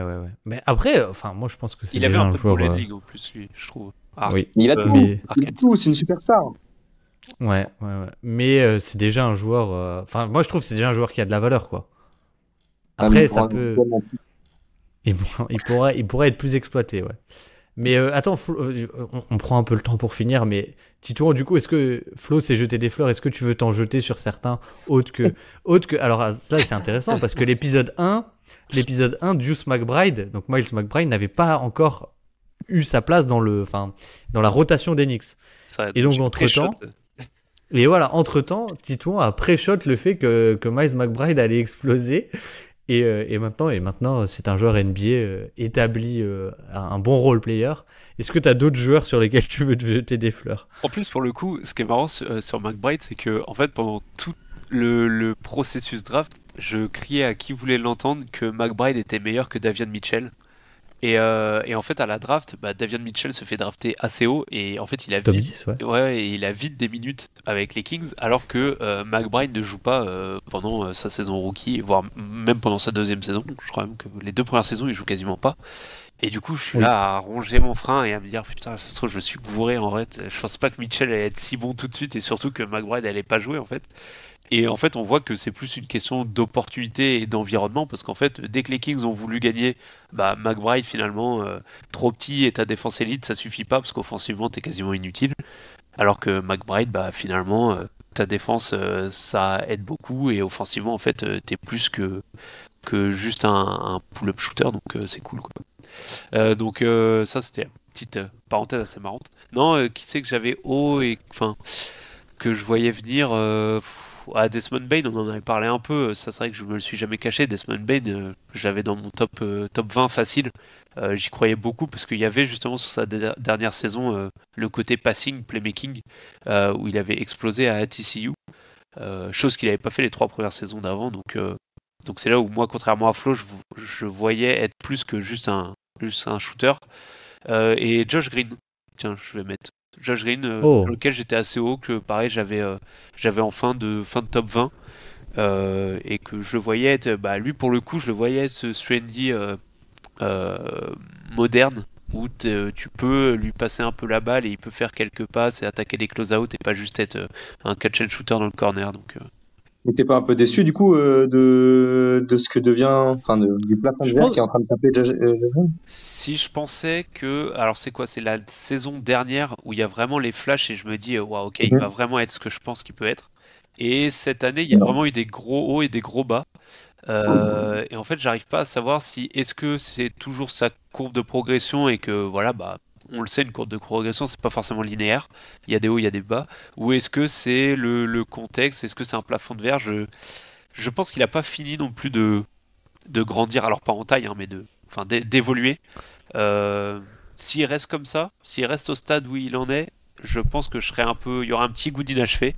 Je pense qu'il peut faire un peu plus. Après, voilà. T'es entouré de Luka et Kyrie, je sais pas à quel point c'est idéal pour lui ou pas, je Oui, sais ouais. pas. Hmm. Et puis, oui, je pense que c'est un joueur qui est assez, comment dire, particulier et qui n'était pas forcément le joueur parfait à mettre à côté de Luka et Ah, Kyrie. Et dans un contexte très compétitif, c'est quand même quelque chose aussi. T'as une marge d'erreur moins grande en tant que jeune joueur, quoi. Oui, puis enfin, on le sait, Dallas, ils ont une équipe, enfin, ils ont un jeu assez, offensivement assez statique parce que tu vas jouer beaucoup de pick and roll et enfin, de jeux où Luka va beaucoup tenir le ballon dans les mains. Je pense que Josh Green, avec le côté passing, attaque de close-out, il aurait, je pense, enfin, ouais, il s'éclaterait beaucoup plus dans une motion offense, tu vois, où tu as beaucoup plus de mouvements de ballon et où il peut cutter, attaquer le close-out, récupérer le ballon, relâcher, kick-out, enfin, tu vois. Je pense que dans une attaque en mouvement, bon, il y a celle du Jazz évidemment, hein, mais il y en a quand même 2-3 autres en NBA. Je pense que dans une attaque avec un peu plus de mouvement, il s'éclaterait beaucoup plus. Ouais. Ouais. Et aux Hornets, ça peut être le cas avec leur nouveau coach qui était assistant à Boston, Charles Oui, Lee, c'est ça? ouais, c'est ça, Charles Lee. Ouais. Et bien pour finir, je peux vous balancer des noms sur lesquels que moi j'aimais bien. RJ Barrett, Premier amour, ou presque. Ah oui. Euh, James Bouknight, celle-là, je pense que c'est celle Ouais, qui je suis fait moins le plus d'accord. mal. Celle-là fait mal. James Bouknight j'oublie tout le temps le nom de la fac alors qu'ils sont champions, double champion en titre. Voilà, putain, Connecticut. Qui est-ce que j'avais d'autre un peu Tai Tai Washington, que j'aimais bien. AJ Griffin, que j'aimais bien et qui d'ailleurs Sa retraite. Ouais. a pris sa retraite à 22 ans, 23 ans. Je suis pas sûr encore. Mais Oui, qui considère en tout cas. il y a des joueurs comme ça qui, moi je me l'étais noté, mais c'est des joueurs qui sont hors catégorie, quoi. C'est des joueurs qui appartiennent à des circonstances. J'avais Tyrell Terry dans ce Ah style-là oui, aussi, ouais. que j'aimais Qui est beaucoup. Premier choix du second tour, je crois, de 2020. Vous avez vu aujourd'hui? Je suis obligé d'en parler. Bah, je croyais qu'il avait carrément arrêté sa carrière basket. Et il vient de reprendre en France cette année, Ok. Où ça? à Limoges. Ouais, j'allais dire à Limoges du coup. Si tu nous Et le dis. oui. Ah. Mais ouais, Tyrell Terry dans le rôle un peu à la AJ Griffin, là, dans ce style-là de joueurs qui ont arrêté leur carrière beaucoup plus tôt que prévu, alors que j'étais très haut sur lui. Ouais. Et 2024, on espère pouvoir faire un épisode dans un an et dire à Isaiah Collier, on vous l'avait dit, quoi. C'est ça. C'est ça. Même s'il sera moins intéressant que ces presque 2 heures qu'on a passées ensemble. En tout cas, les gars, merci beaucoup. Et si vous avez un mot de la fin, c'est maintenant. Mais en tout cas, merci beaucoup de vous être livré au jeu, j'ai envie de dire. Non, bah merci à toi pour l'invitation. C'est toujours sympa, donc pas de souci. Et avec plaisir pour refaire un épisode. Peut-être dans 1 an, 2 ans, parce que c'est vrai que ce que je disais en off, c'est que pour moi, il faut laisser toujours au moins 3-4 saisons avant vraiment de commencer à juger un joueur. Tu vois, tu disais pour Isaiah Collier, par exemple, bah, pour moi, il faut attendre au moins 3-4 saisons. Sinon, dans 1 an, tu peux avoir... Enfin, ça arrive quand même régulièrement que des joueurs sont très forts pendant une saison et au final, c'était un peu juste parce qu'ils étaient entourés de rien du tout et que du coup, bah, ils avaient carte blanche. Et que dès que tu les mets dans un contexte un peu plus compétitif, il n'y a plus personne. Ou à l'inverse, des joueurs qui ont besoin de 1, 2, 3 ans pour exploser. Donc, mais avec plaisir pour en refaire un l'année prochaine ou quand tu veux. Mais si Collier a explosé 1 an au Jazz et que le Jazz ne joue rien, et que ce ne sera qu'une année, mais on sera là pour parler de cette année, en tout cas. Je pense qu'on peut faire comme ça. Et Flo, bah, du coup, mot de la fin, pareil. Je te remercie également. Et si tu as quelque chose à dire, c'est le moment. C'est toujours un plaisir. Hâte de revenir pour parler de Jaden Ivey et Scoot Anderson en criant que je vous l'avais dit. S'il y en a un sur lequel je suis de moins en moins confiant. Mais voilà, un peu hâte. Ouais, franchement, l'épisode Scoot Anderson, si jamais ça se passe mal dans 3-4 ans, je pense que... Moi, je pense que j'arrête de regarder le basket. C'est pas possible. Ça serait la plus grande trahison que j'ai vécue de ma vie. Ouais, je pense qu'on fait 8 parties. Et j'invite tous les scouts qui l'ont scouté en G-League. Et on fait un épisode par personne. Parce que j'ai connu, on aurait pu en parler, mais moi j'ai connu Markel Fultz j'ai jamais été aussi amoureux de quelqu'un, quoi. Donc, et j'ai connu Markel Fultz, je refuse de voir reproduire le même scénario. C'est pas possible. Ouais. Mais Markel Fultz a quand même le contexte des blessures pour s'excuser. Et Scoot pour l'instant ne l'a pas. Mais bon, bref. En fait, il a peut-être 36 pull-ups. C'est autant qu'une blessure. Hein. Ouais, bon, on peut s'arrêter là-dessus, je pense, parce que sinon on pourrait parler une demi-heure, 1 heure de Scoot Anderson, donc je préfère couper ici. Merci à tous ceux qui nous auront écoutés. On rigolait au début, mais vous êtes pas beaucoup, mais vous êtes de plus en plus nombreux, donc c'est quand même super chouette. Donc merci à tous d'avoir écouté ce podcast. Et puis moi je vous dis rendez-vous très très vite. Alors d'ailleurs je me permets, mais si vous voulez Isaiah Collier, il y a une vidéo sur la chaîne qui parle de lui, un scouting un peu pas détaillé, mais un petit scouting de lui sur la chaîne YouTube. Donc voilà, si ça vous dit, je vous le mets également en description. Merci de nous avoir écoutés et on se dit à très très vite pour un épisode qui va faire du bruit, je vous le dis, si vous êtes arrivé au bout de ce podcast. Mais on va essayer de classer les 10 meilleurs pics offensifs des 10 dernières années. Donc voilà, vous avez l'exclu. Merci encore de nous avoir écoutés. Je vous souhaite une très belle fin de journée où que vous soyez et quoi que vous fassiez. Et à bientôt. Ciao, ciao.